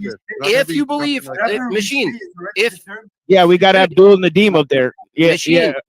I said, yeah, we got Abdul Nadeem up there. You know what I mean? It is what it is, you little house Negro fucking bitch, dude. How could you laugh at that, dude? That's hilarious. Right? Some dude from Transylvania being racist against Arabs, and that's supposed to be a slight against me, or I don't actually understand it, all right, to be honest, but it was definitely in bad form. But yeah. What are you saying, Neuro? I think we went too far, but it's okay. He's gonna say it again. I know that. So just let it roll for a second. Let me hear what, because Jewbob, I want to critique exactly what Jewbob said. It's very interesting. I just don't want to get it wrong. I don't want to misquote him. So yeah, they're like spurging out. They're like hitting clips. They're like doing all sorts of shit. He's like calling names. He's like, "Shut the fuck up, retard!" He's like fucking like losing his mind, dude. It's so much chaos. I'm trying to like actually hear what's being said. Right? It's fucking crazy. Yeah, they're losing their mind. But this is how it is. You know, you got 20 people watching your shitty show. You know, right? You know, just like the Machine Lives, there's like 20 people watching. You know, right? These people have 6,000, 7,000 subscribers. They got 20 people watching their fucking gay ass show. I'm not lying, dude. I'm not lying. And they begging me to come up there. I come up on the motherfucking stage. Yo, it's absolute chaos. 100% entertainment. Balls to the motherfucking wall. Shit. All of a sudden, everybody's on fucking clutching their motherfucking pearls. Right? You got to mute this guy. You got to silence this guy. Dude, it's a party. Real talk, 60 people watching when I left. Fuck these people. They can't even run their own show without me. Fuck these people. All right? Fuck your show, dude. Like, I'll never come up. You know how many hours I spent on Glenn Lawrence giving impeccable performances? That's why they called me up there. You know what I mean? Yeah. Go out there. Oh, yeah, that's right. That's right. It's not 20. That's right. It's not 20. It's 33, cocksucker. So maybe you don't know how to count, bitch. All right? Suck my cock. Machine, if you believe what you're saying, look, Nadim, if you believe what you're saying, Machine, whatever my answer is determined by God. How could I be wrong? How could I be a dumbass if your own belief is that everything I say is determined by God? You dumbass. Yeah, get out of here. It's knowledge. That's Aristotelian logic right there. That's Aristotelian logic. Look at his face. Wait, but are you saying that's Aristotelian logic because he's saying materialism dictates his beliefs in that sense, thereby he can't know what's true? Like, what makes that Aristotelian? But he's basically saying that observable reality determines what universal truth is, which kind of basically got in a little box as well. No, but he's saying that that's true if there's no free will. If everything's mechanistic, given that then well, this is what I was going to say is the consequence that I see the problem with what he's saying is that if what he's saying is true, then he's giving libertarian free will not only to God but to us, which is, I would say, Luciferian personally. But maybe I'm missing something. But I'm not sure how you got there after that. But he's not. He doesn't believe that that everything's predetermined by God. So he's saying if that's true, he's not using Aristotelian logic. He's saying given that everything's predetermined by God, which he doesn't believe, then you can't discern what's right or wrong. So I mean, he's using Aristotelian logic, but he doesn't believe Aristotelian logic. Well, I know, but my point is he thinks that it is determinable what's ultimately true or false. But the point is, if that's true, then that means humans are the ultimate arbiter of truth. Which you can't say that, in my opinion. If you're giving ultimate free will to humans, then that means that man is the measure of all man. That sounds like Karl Marx or. I don't think he's saying that though. But it's implied though. I could be wrong. I'm just saying that's what I'm hearing. Maybe I'm wrong. Do you think he's implying that man determines truth, like creates truth? Well, if you give libertarian free will to humans, then how could you not? Well, I don't think he's giving libertarian free will, as in like if I want to fly tomorrow, and I jump out my window and I think I can fly. But my point is, if God is infinite and creation is infinite, and God only can only know, then how could you ever say, "Well, I know capital T, the truth"? Well, it's an instrument of faith. I mean, you say like God is the truth, the way, right? But if you're saying like your name is sure, but what I'm saying is he's using logic to be the arbiter of what we're going to say. That's a fair criticism. That the idea that is an emphasis on logic. I think there is some question there about. Yeah, and again, I'm not. This is not like a personal attack on Jewbob. I mean, I'm sure I could make one, but the point is like. No, you're attacking the argument. I get it. It's one of these things that if you just unleash that ideology onto humans, I mean, look at what we've done with it. I mean, why do you think Oppenheimer's quoting the Vedas about, I look at death of what I've become? I mean, that's because of Aristotelian logic. I mean, that's I don't think he's but I just said not to argue whatever, but I'm just trying to be clear. I don't think he is following Aristotelian logic is my point. I think he's saying given somebody else using Aristotelian logic, that would make it so that XYZ. But he himself doesn't follow Aristotelian logic, I don't think. Yeah, and again, this is because I think we have more of a history. But I know Machine could probably describe better in detail what I'm trying to get at. But it seems that they say that essentially that language and numbers are real, aka. That kind of is like bringing in a certain type of logic. And I'm just saying, for me, You know, you can use it. I think Aristotelian logic, you can believe in it, but you can't. I don't think you can rely on Aristotelian logic to argue for a Christian God. You can use it to argue for a God, but I don't think that there's a clear pathway to use Aristotelian logic in the proof of a God, right? I agree. I don't think you can use Aristotelian logic to prove God or anything. I don't know if he would either, but to your question about numbers and things like that, I mean, I've heard Jewbob say explicitly that numbers are like, it's the way to interact with the mind of God, that like doing mathematics, you know, 1 + 1 = 2. This is true. Right, but that's not right? Gnostic at all. Yeah, okay. I mean, yeah, the whole Gnostic question is very interesting. I mean, fundamentally, the church was born out of Gnosticism, right? I mean, you could say, oh, well, there's always a true church, but the first 200 or 300 years, weren't they, you know, Gnostics figuring out what the doctrines were and all that? I mean, I'm not defending strict adherence to a particular, you know, set of whatever, but I don't know. I think there's points to be made on both sides. I think it's a lot more rhetorical than it needs to be, but yeah, that's the internet. Yeah, definitely. Dumbass, if your own belief is that everything I say is determined by God, you dumbass. Yeah, get out of here. I gotta do that slower. Yeah, that was a little too fast. This is a good one. Everything I say is determined by God, you dumbass. No, and yeah, get out of here.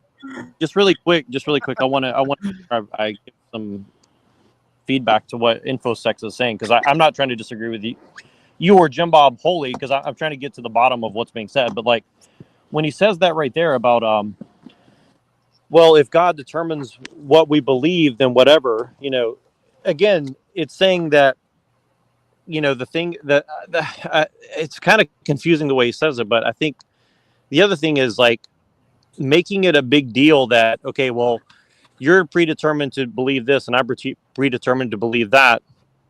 Again, it doesn't get back to the question of how do you know that free will is necessary precondition to quote unquote finding the truth. I mean, well, he's saying it seems to be about observational or correspondence or something like that. Like, I don't know the direct like philosophical terms for it, but it seems that it's like everything relies on correspondence theory and all this kind of stuff. So it's like there's another word I'm looking for. I can't remember the exact word, but maybe as it come back to me. Yeah. But he heavily relies on this idea of like apophatic theology, he calls it. I think that's from J. Dyer and things like, and it's reasoning by the inverse in some sense. It's like, let's determine what we can remove as possible given, you know, something's being illogical first. So what he does is he says, okay, well, we have a notion of truth. Well, we have to ground that, right? And he says, well, if there's no free will, he's not saying that he's Aristotelian's like saying there's no free will. If there's no free will, then it would negate the concept of discernible truth. So it's like reasoning by reverse, like apophatically, I guess is how he refers to it. Well, and again, like I think as a tool that's very useful, but I'm just saying, like, if you're using it for your theology, I'm not saying you can't. I'm just saying, like, people should question that is really what I'm trying to say. But the second thing is this, like, it's also repeat what you just said about the last part you just said there. I want to make sure I heard you correct, because you kind of brought up a good point. Say that last part one more time. You're saying about reasoning apophatically, or in reverse, that if there is truth, then there has to be a discernible that truth requires a discernment, and discernment requires free will. I remember what I was going to say now. So yeah, the other thing is about universalism. So it's like really what the argument is to me is like coming back down to like, is there a universal truth, or like, you know, through all time and space that is knowable by people? And I think Machine doesn't believe in universalism, and they do. And I think that's the other thing I wanted to mention about. I think that's another underlying like thing going on there. Is like is there universal morality? Is there universal truth per se that's discernible by humans, right? I think that's kind of what that's what I've been trying to get out, and I couldn't remember that point, but yeah. Are you asking what Jewbob thinks? You mean, or? Well, what I'm saying is, like, since Jewbob's not here, I just wanted to ask Machine: does he think that that's a big part of like the underlying disagreement here? Is like he's making the assumption that we can know universal truth, and Machine doesn't believe in universal knowable truth. Because me and him have talked about that.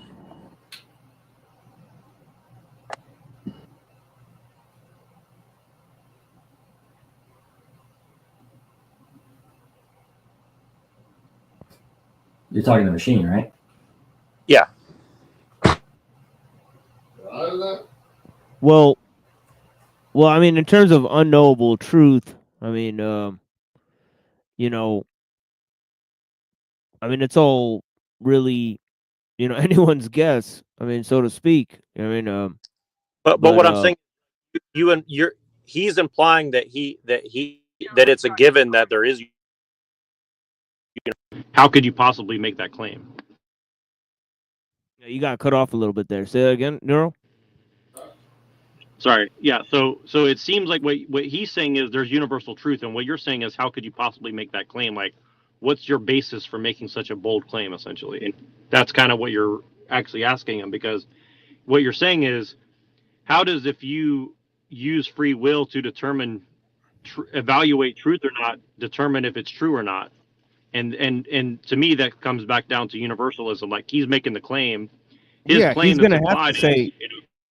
Yeah, he's gonna have to say that there's ideas that exist in the mind of God, and all this type of stuff. So he's gonna argue for abstract objects, and that's what I wanted to get into with them, but simply, they don't want to engage, because every time it gets to that level, or I haven't seen them get to that level, right?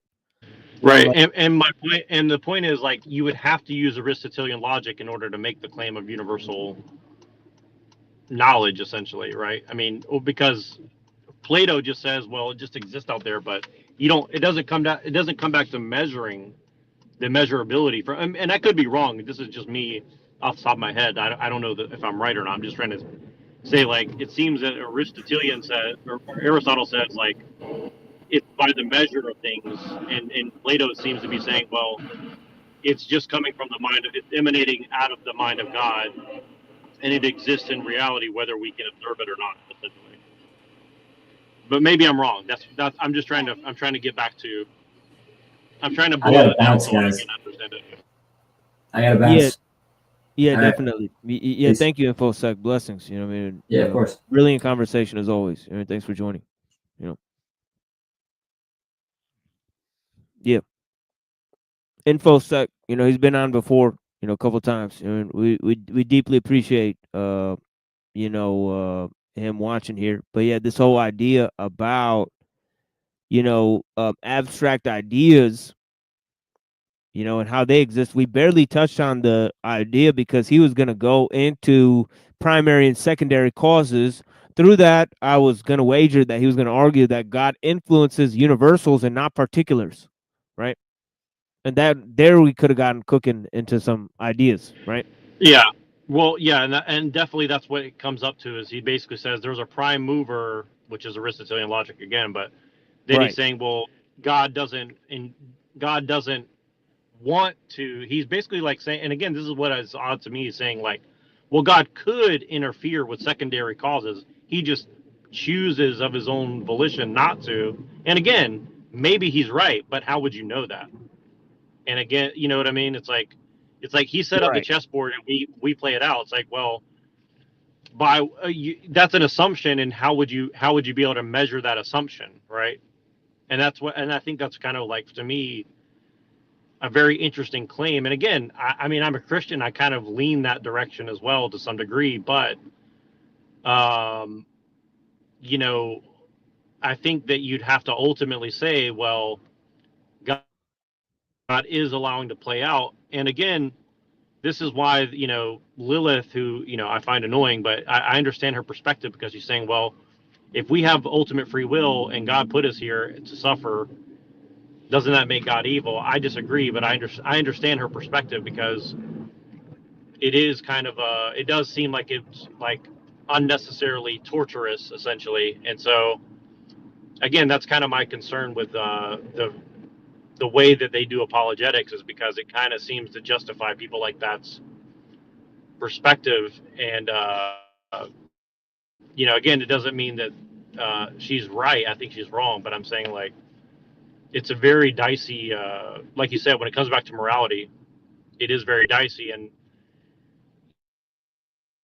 when you're talking about these things, it does impact moral philosophy, right? And you can't really, I don't think you can completely try to divorce the two.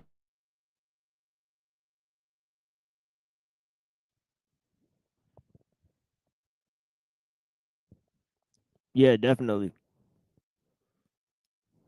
Yeah, they do a little celebratory round here. It's kind of funny to watch. He's like so happy I'm gone. It's knowledge is impossible fucking junkie to reach if it's already determined. Fucking junkie.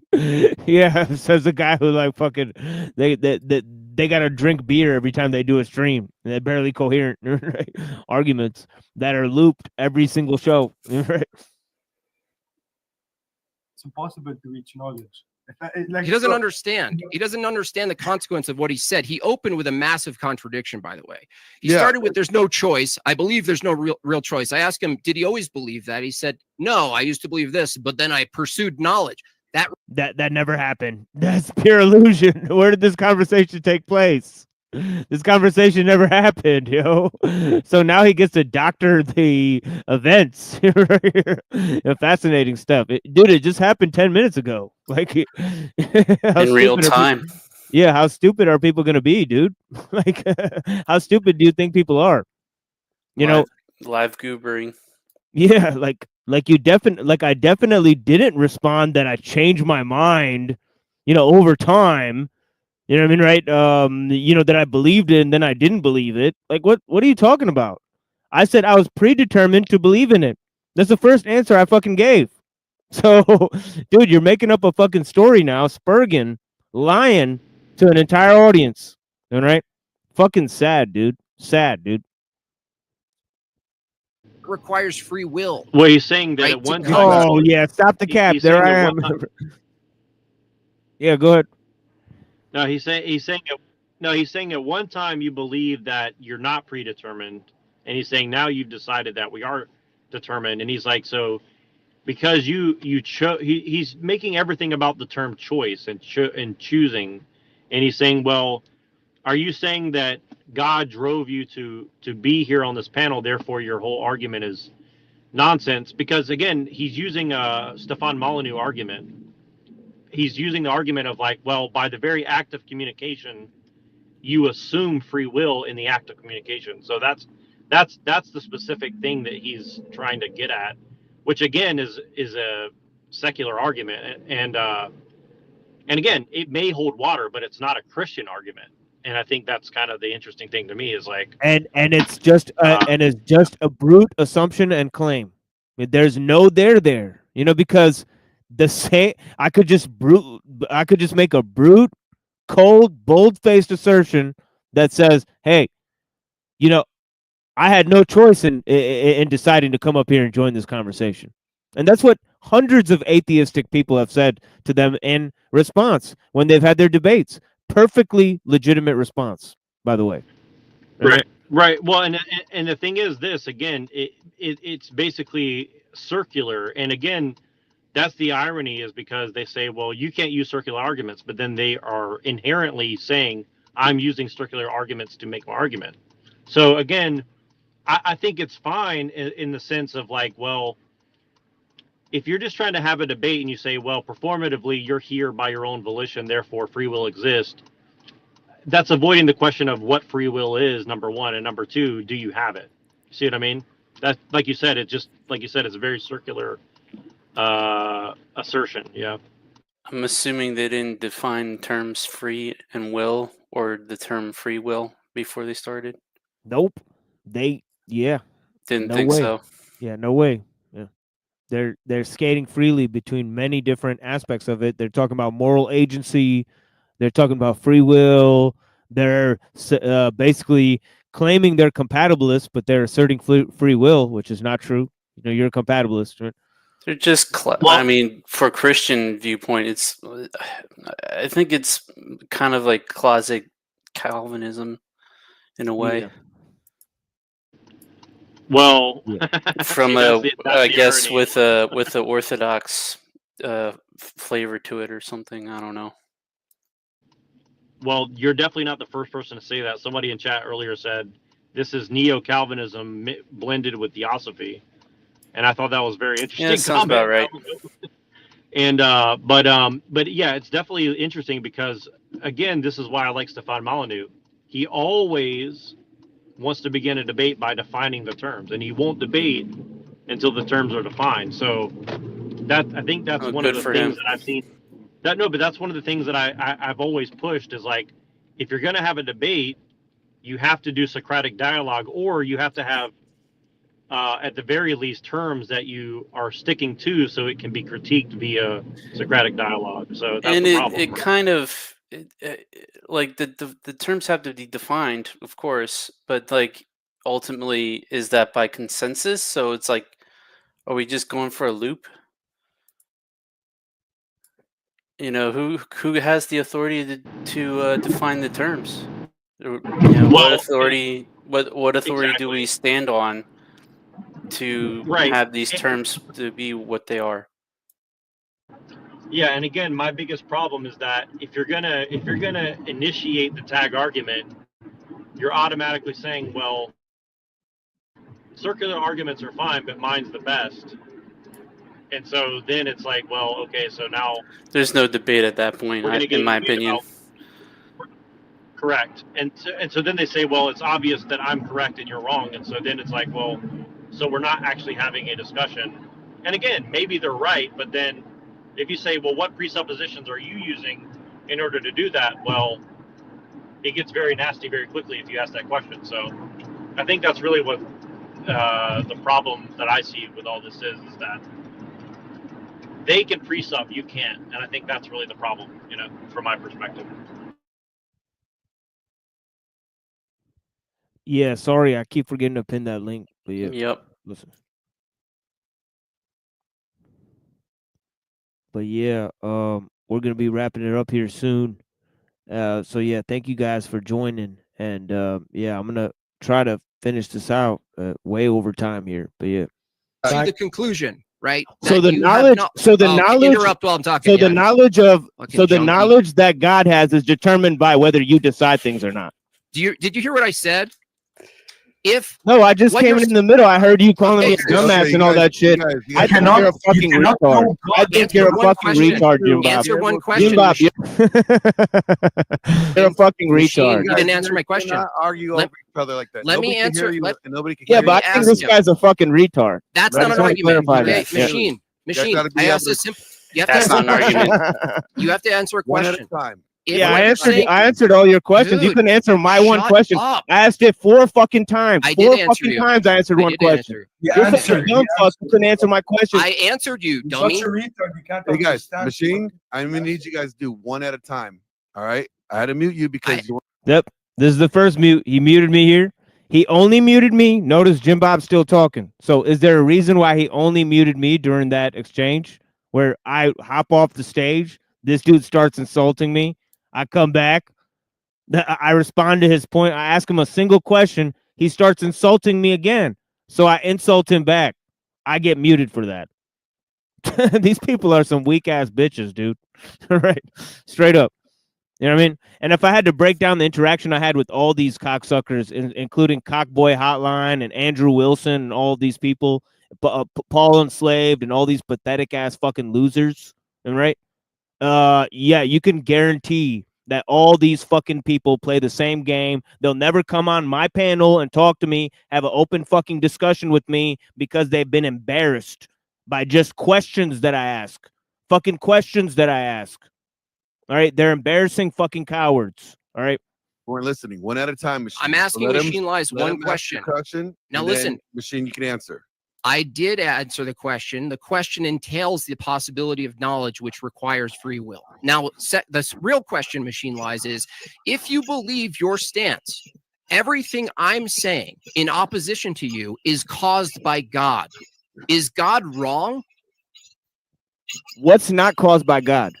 Oh my gosh. What's Total not evasion. caused by God? If you're not going to answer the question, I already asked you that I'm not question engaging with before. you. I I would already not asked you that engage with this question. guy. Oh, you're not allowed to ask questions. He's only allowed to ask questions. He's the only one allowed to ask questions. You can't ask questions. Don't ask me questions. Oh, don't. I won't engage with you because you asked me a single question in response to what I said.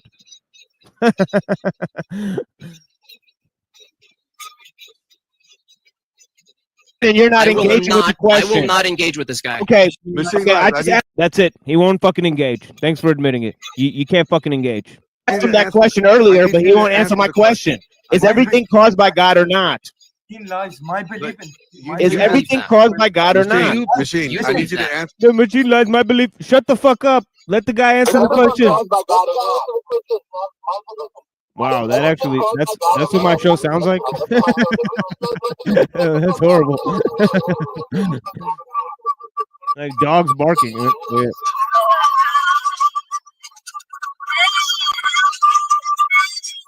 This is why this is happening. Wait, hold on. Wait, hold on. What? There's a really, really bad echo. What is going on? You got here. Hold on. Let me try to reduce background noise here because you got some nasty type of echo going on. Yeah, you're gonna have to mute. I think you got something playing up there, Lilith. You gotta mute your video. Oh, I have on YouTube. Yeah.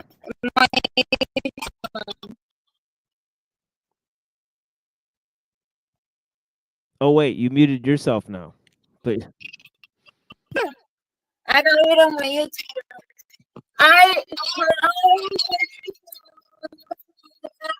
That you everybody try to remember me. I am very drunk on first flight because I cannot afford it better here. I apologize. I love you all. Lilith, your mic is straight up coming in raw. As, like we can't hear anything you're saying. But blessings, you know, right? I could tell you're having a good time. You know, I'm happy. Blessings, you know? Thank you. You know, but yeah, blessings. Thanks for being here. But yeah, your mic is a little bit. I mean, it's malfunctioning. Maybe we could figure that out. Go back and listen to yourself on the video. You know what I mean? But blessings. Thanks for being here. You hate me. Who, me? Well, yeah, my mic is completely fine. I just No, no. It is staticky. Yeah. The reason my mic was acting up was you cutting me off and my YouTube was on. No, Lilith. I It's absolutely happening don't right hate now, you. actually. Yeah, absolutely. I don't hate you, but it's happening right now. As Reddington said, it's both of us. We both can't hear you. It's not just me. You know, so Reddington, isn't that true? Yeah, it's coming in. If you cannot hear me, tell me that I hear me. I'm sorry. Can you repeat yourself there? Okay. Tell me you cannot hear me. I am here. Yeah, now I can hear you. That's Yeah, better. blessings. Yeah, now I can hear you better. Yeah, thank you so much. Yeah, definitely. Yeah, peace to you, Lilith. Yeah, now I can hear you. Got Yeah. out on YouTube. I was on YouTube. Yeah, thank you. Blessings. Yeah, but I'm gonna play this for a minute. We're almost done watching this video, but yeah, the thing is about choice here. I'm Blessings. on my channel, so goodbye. You guys hate me anyway, so you shouldn't talk to me. Yeah, we definitely want to hear what you're saying, but you got to go back and hear what's coming out. Here, I want to know why you think God is responsible for all the destruction that is going on around the world. Babies dying, wars. God created it. He created it. So, if you love God, he or she so much, why are you surprised by the destruction? Yeah, for sure, for sure. The world's not perfect. It's a huge problem. Thank you so much, Lilith. Blessings. But yeah, but yeah, I'm gonna finish off this video, and then we're gonna have some solo things. You get to address the audience, and then Reddington will address the audience, and then we gotta go. Blessings. But I will be on tomorrow too, so come back through tomorrow. Blessings. Right? Answer the question. Do you believe everything's caused by God? Dodgy. Yeah. Can you answer the question, Machine? You need to answer the question. If everything's caused by God, if my belief in free will is caused by God, then That's true. That's true. That's true because everything's caused by God. So, Machine, can you answer the question? Can't argue anymore. No, of course I can. Of course I can. Answer my Everyone can question, argue. then. Everyone Answer can my argue, question. and all of our arguments are caused by God. There's nothing wrong with that. So God caused you to dodge my question then? What? You're God. What didn't God cause? What did? Oh, so now I'm dodging the question. Isn't that funny how that works? Last time I had to ask him the same question 4 times, and he still couldn't answer it. All right, I almost spit out my drink. Yeah, like wow. Now people are question dodging his question, bro. Why is it so fucking necessary that people answer your questions yet you not engage with anybody's questions? And why do you feel that when nobody answers your fucking stupid question, when they clearly have, they're dodging your questions when you can't answer a single fucking question? Yo, this is the most bad faith, quote unquote, debate. I can't even believe these fucking clowns call this debating. This is absolute trash, gossip, like worst shit that I've ever fucking heard. Jailhouse rock, right? That's all the fuck this is. Didn't God cause? That's not an answer to my question. What's your answer to that question? Machine, I need you to answer the question. What's your answer to my question? I just answered the question. I said there's no cause without God. What is your determination? Yeah, I said God caused everything. What is outside of the cause of God, Jewbob? Do you think your decisions are outside of the cause of God? Do you think your knowledge was not determined by God in advance? Do you think that? Do you believe that? Whatever I believe, according to your view, is do you caused by believe God. that or not? Answer my question, dumb fuck. What I believe. What do you believe about it? If there's no me in this, hey, don't run away. Answer my fucking question. Do you believe everything's caused by God or not? I'm not going to engage with this guy. He can't even answer my question. Panel. Glenn, this guy is not. He's not going to give a good. He's not going to do it. We need he's not going to make a good faith. Okay, like you need to be both giving each other time. You can't be just jumping all over people one at a time. You got to answer one question at a time, dude. Can you I can't just dodge add, my question. which guy? But let's just mute only me then, since you believe that, Glenn. All right, fascinating stuff. Man. What is that tattoo he's got on there?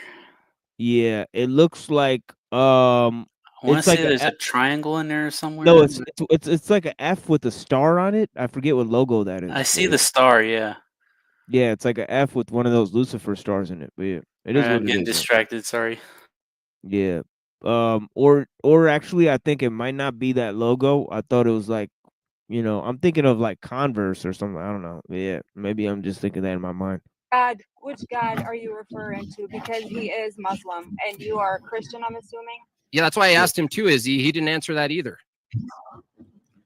Well, no, but my question is to you. Well, I'm not allowed to answer because I keep getting muted. So no, you can cry harder, bitch. You're a little bitch because you come on the show. They're not muting you. You won't answer my Machine. I need you, but you. I did answer. Oh, did you hear that? He says, "Cry harder, bitch," and then I start talking and I start saying, "Well, they're not muting you," and the dude mutes me again for saying that.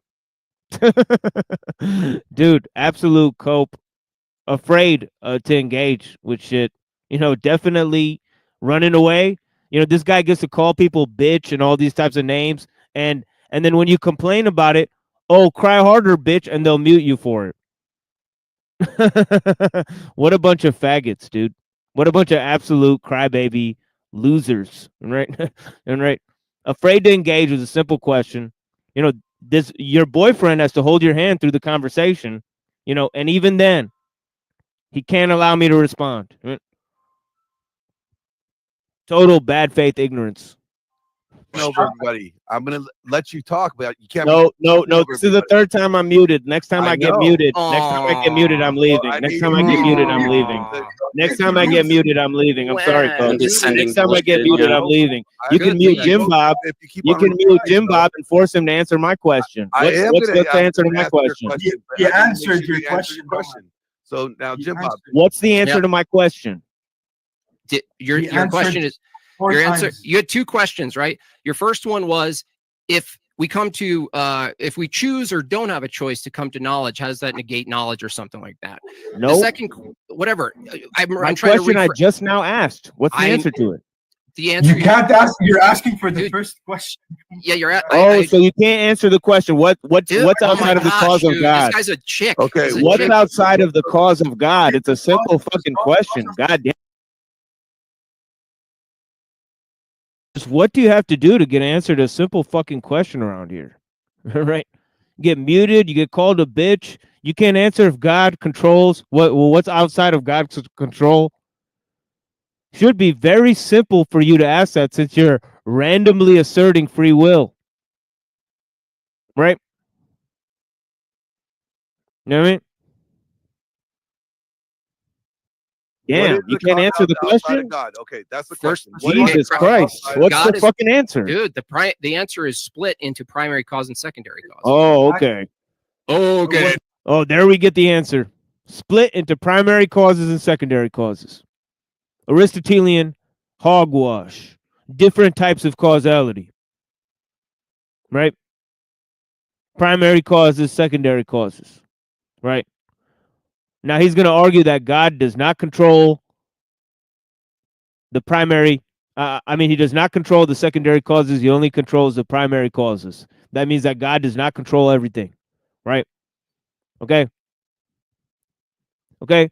He can control everything, but he allows sinful humans to take control of their own destiny in a fallen state. Okay? This is the God they worship. All right? And that's the freedom. That's what they call freedom. You know, what type of freedom is that? You know, it's a compatibilism, that barely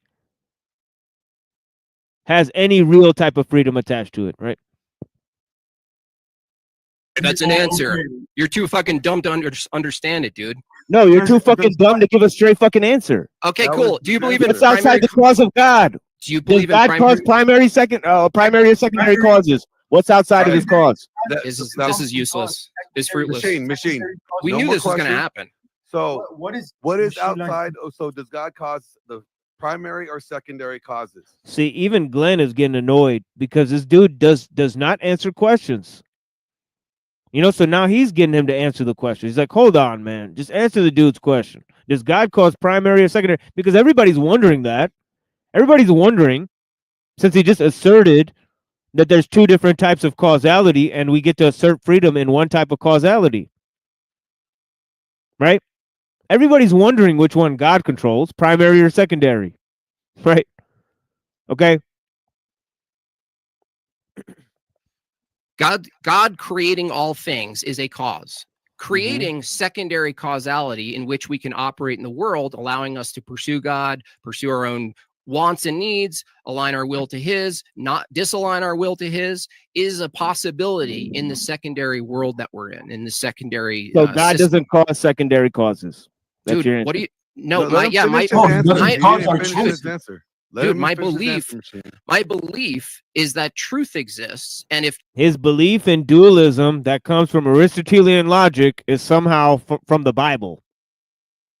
It's not from the Bible. It's from philosophy. truth exists and we can pursue it, it actually necessitates that God isn't causing us to do the things that we're doing. Otherwise, truth isn't possible. It's a true dichotomy. Under your view, Machine Lies, that's why I asked you the question you can't answer is, everything I say, or Nadim says, or Teriak, or Izzy, or anybody on the panel says, from your view is completely determined and caused by God. Does God cause secondary causes?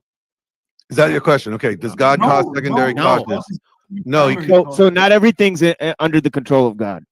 Well, Under your everything's view. under the providence of God. That doesn't mean he can't intervene. Yeah, exactly. He can. What he's capable of and what is happening, machine. Let's just try to have a good faith. Do you make a distinction between what's God's capable of and what is actually happening? Well, I think everything's under the control of God. I think whatever is capable, whatever capacity God has is being used. I mean, okay. So does God causes us to sin? Does God sin? Yeah, I think God uses all of his powers for the project of creation. So God sins. So God is not an all-powerful sin. He's the author of sin. Yeah. No, because that's human. That's a category error. That's a human quality. You're making a category error. But if he caused us. They hit him with that joke, right? With that category error. Yeah, I slipped that one in there. Oh, you like that one, Jewbob? Yeah, because your irony is that because I'm using the same bullshit tricks that you use, faggot. It's not a trick, dude. So, hold on, wait a minute. So this guy off, dude. He's gonna violate TOS on your channel. Okay, yeah. So, machine, real quick. Last warning here. There he is. Kick this guy off because it's just like, it's all about TOS, right? They say that nonsense on Jewbob's show. They say F word, all that shit, right? He's trying to pretend like he's never said that before. You know what I mean, right? Total nonsense. Total nonsense. Wait till they had their little beef with Owen Benjamin, right? Right, until they had their little Owen Benjamin beef, right? Then they said, F all that stuff, right? Just a bunch of nonsense, right? All of a sudden, this isn't polite. You know what I mean? But insulting people is fine a minute ago. You know what I mean? See, that's the thing. You know what I mean? You're saying that God doesn't cause man to sin, but God causes the primary and secondary. So then he would have to cause man to sin, right? Well, he agreed to that, but he said he's not. Bingo, Glenn Lawrence. Bingo. Just because you created primary and secondary causes doesn't mean you get to choose what you want to do. God's still in control of everything, as he just stated. You know what I mean? No, we definitely have the link here. You know what I mean? For anyone who wants to come up, definitely come through. You know what I mean?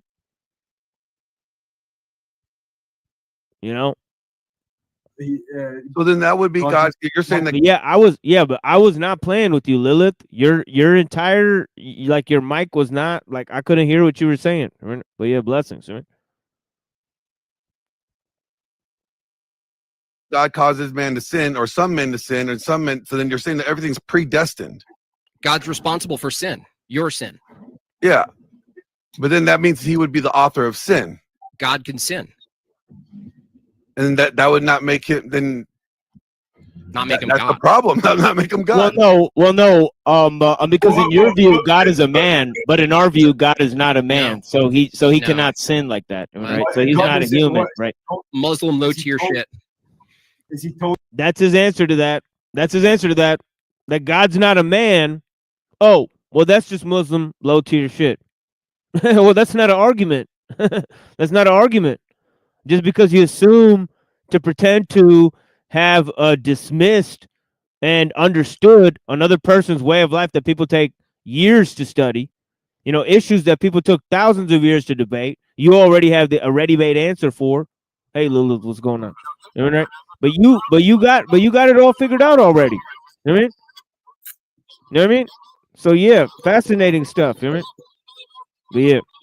But yeah.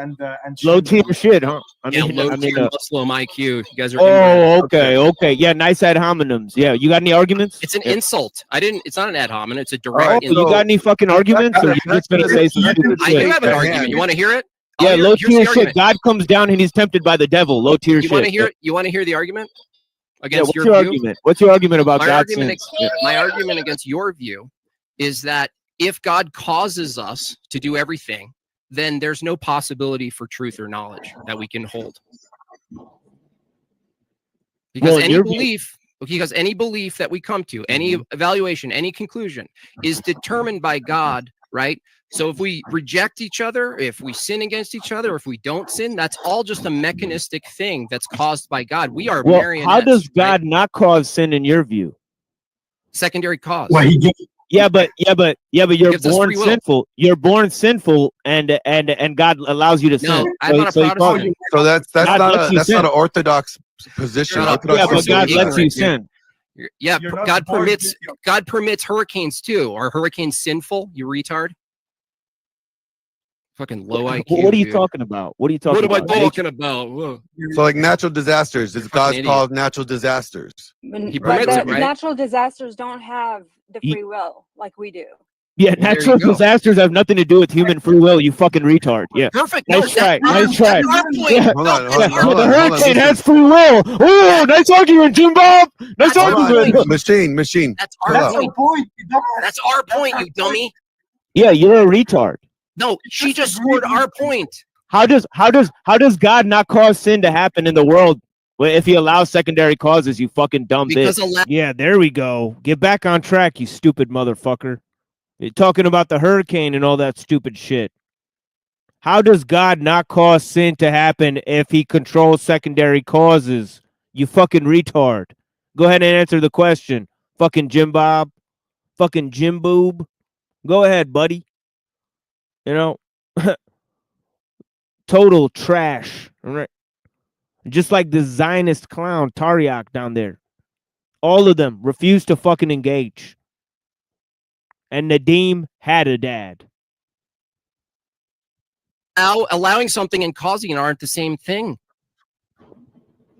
Sure they Are they? Oh, Yeah, allowing sure they are. something is okay. Yeah, if man is naturally born sinful, yes, of course it is. But see, You gotta that's combine it not with that. the machine. That's not the argument he doesn't hold. He's not a Protestant. He doesn't hold that position. Does he believe in the Bible? I mean, what is this problem? What? The believe What's in the problem? Bible? What? That Yeah. wow, get this guy out of here. Believe in All the right. Bible. Machine, What I'm is- sorry, my Get friend. the Like, fuck this outta is, here, like dude. not That's it. That's it. You don't believe in the Bible, Jewbob? the argument he doesn't hold. He's not a Protestant. He doesn't hold that position. Does he believe in the Bible? I mean, what is this problem? What? The believe What's in the the problem? Bible? What? That Yeah. wow, get this guy out of here. Believe in All the right. Bible. You believe in the Bible? You fucking believe in the Bible? You believe in the Bible, son? That's heresy. You can't believe in the fucking Bible. You got to believe in Aristotle first. Aristotle is what proves God, not the Bible, you silly fucking goose. There we go. Made by Jewbob. Another trash. Total trash. Yeah, exactly. They kicked me. Upon his request, they kicked me. They kicked me upon Made by Jewbob's request. They said, kick this guy. He's asking me if I follow the Bible. Oh, you can't ask him. You can't ask Jewbob if he follows the Bible. That's bad faith. Oh, that's bad faith. Run away, Jewbob. Run away, motherfucker. Exactly. You know, iced, totally trashed. All right. Like to see him try again. I'd like to see these motherfuckers try again. I mean, right? Total nonsense. You got dealt with, son. All right. Total trash. You know what I mean? Total 100% victory. All right. We doing it. Big. All right. I don't give a fuck. Have a blessed night, everyone. Take care.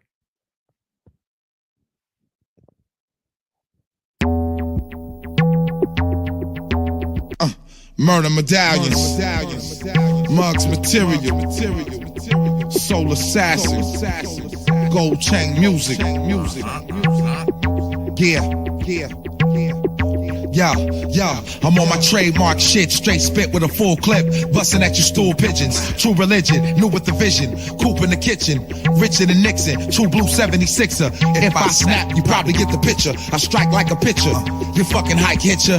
Get with the stick shifter of files, my mind running wild off natural elixirs. And this is the final frontier of the mission. You still talking about you got holes, homie, you ain't pimping. I ain't tripping, and emphatically not slipping. But start ripping, and it could turn to something different. I ain't playing, hey yo, somebody better pay him.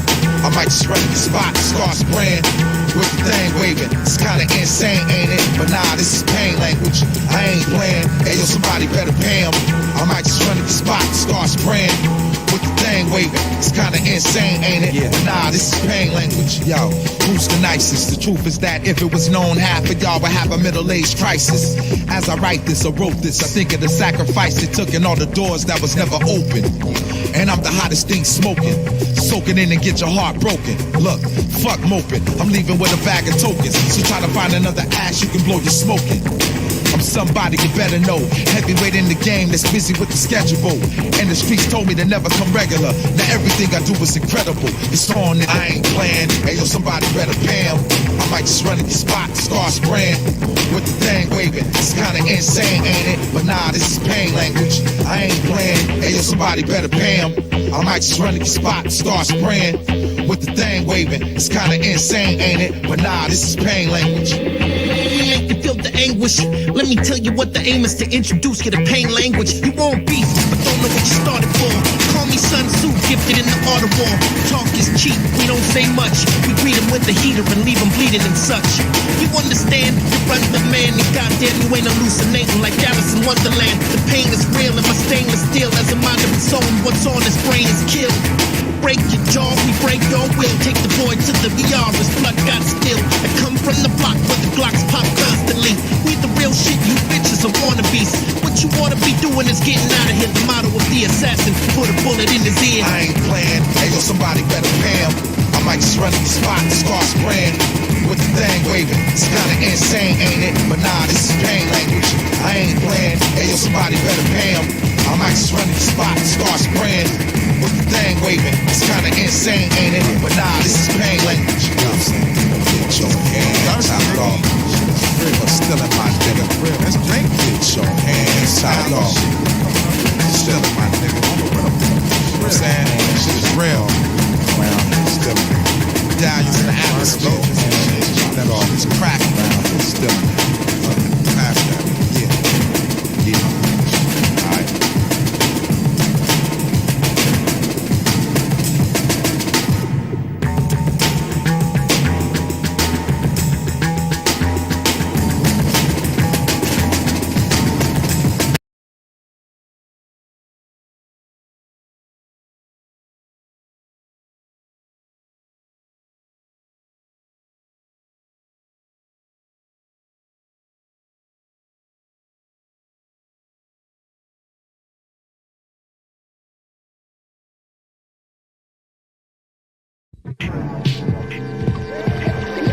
You can catch me on every fucking bag. Don't care.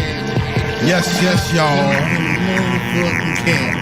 Catch me on the app with a butt in the bag, dumping the tab, just about to jump in the cab. Yes, y'all. We doing it big. You can catch me on the app with a butt in the bag, dumping the tab, just about to jump in the cab. You know. Yo. I bomb atomically, paint stains like Ali G, probably the hottest commodity. With other people's property, I could be wet and it's over. The joker of the deck, a few more checks, I'll be the next Lord Finesse. Wild as fuck, each a little freestyles up like fuck it. I come on more hotels than ice buckets, like and I love it. Private and public, I'm not to be fucked with, ever. The naughty-headed terror, got my shit together, like some different weather. Hot one day, wet the next. Bricks to the Bronx, my spit get a mixed response. What the F y'all want? I serve you like a restaurant. My tip percentage I earn to the neck like sideburns. The rap Gregory Peck when I light Sherm. I got peeps like swap meets, infamous murder music like Mobb Deep. Got more beef than Bizarre eats on dark streets and dark clubs. I use hard drugs like spark clubs. To the point when I do a joint, I forget what my part was. On one, I get songs done. You think not, you got the wrong one. I'm from New Jeru around the way, with dudes all day. Just catch me on the Ave with a blunt in the bag, dumping the tab, just about to jump in the cab, you know. You know. You can catch me on the Ave with a blunt in the bag, dumping the tab, just about to jump in the cab, you know. It's that same shit. Oh yeah, show is.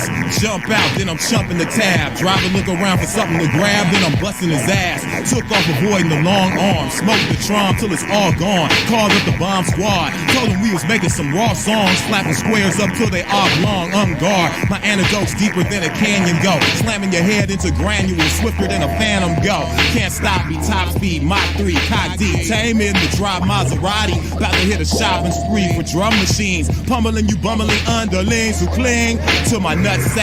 Get the fuck back. Industrial rap to crush you with the succotash. You can't touch my flag. You can't capture the rap scourge. They ass backwards. That's word to the motherland, Africa. Free you all from the government thugging it. You'll never get to pull your embezzlement of my treasure chest. Better settle for less. Nevertheless, sir, these will be through it. Evil people to burn your cathedral. I do it Thames way. This is your mainstay. You can't get away. We can read your brain waves. Nope. Just catch me on the Ave with a blunt in the bag, dumping the tab, just about to jump in the cab, you know. You know. You can catch me on the Ave with a blunt in the bag, dumping the tab, just about to jump in the cab, you know. It's that same shit.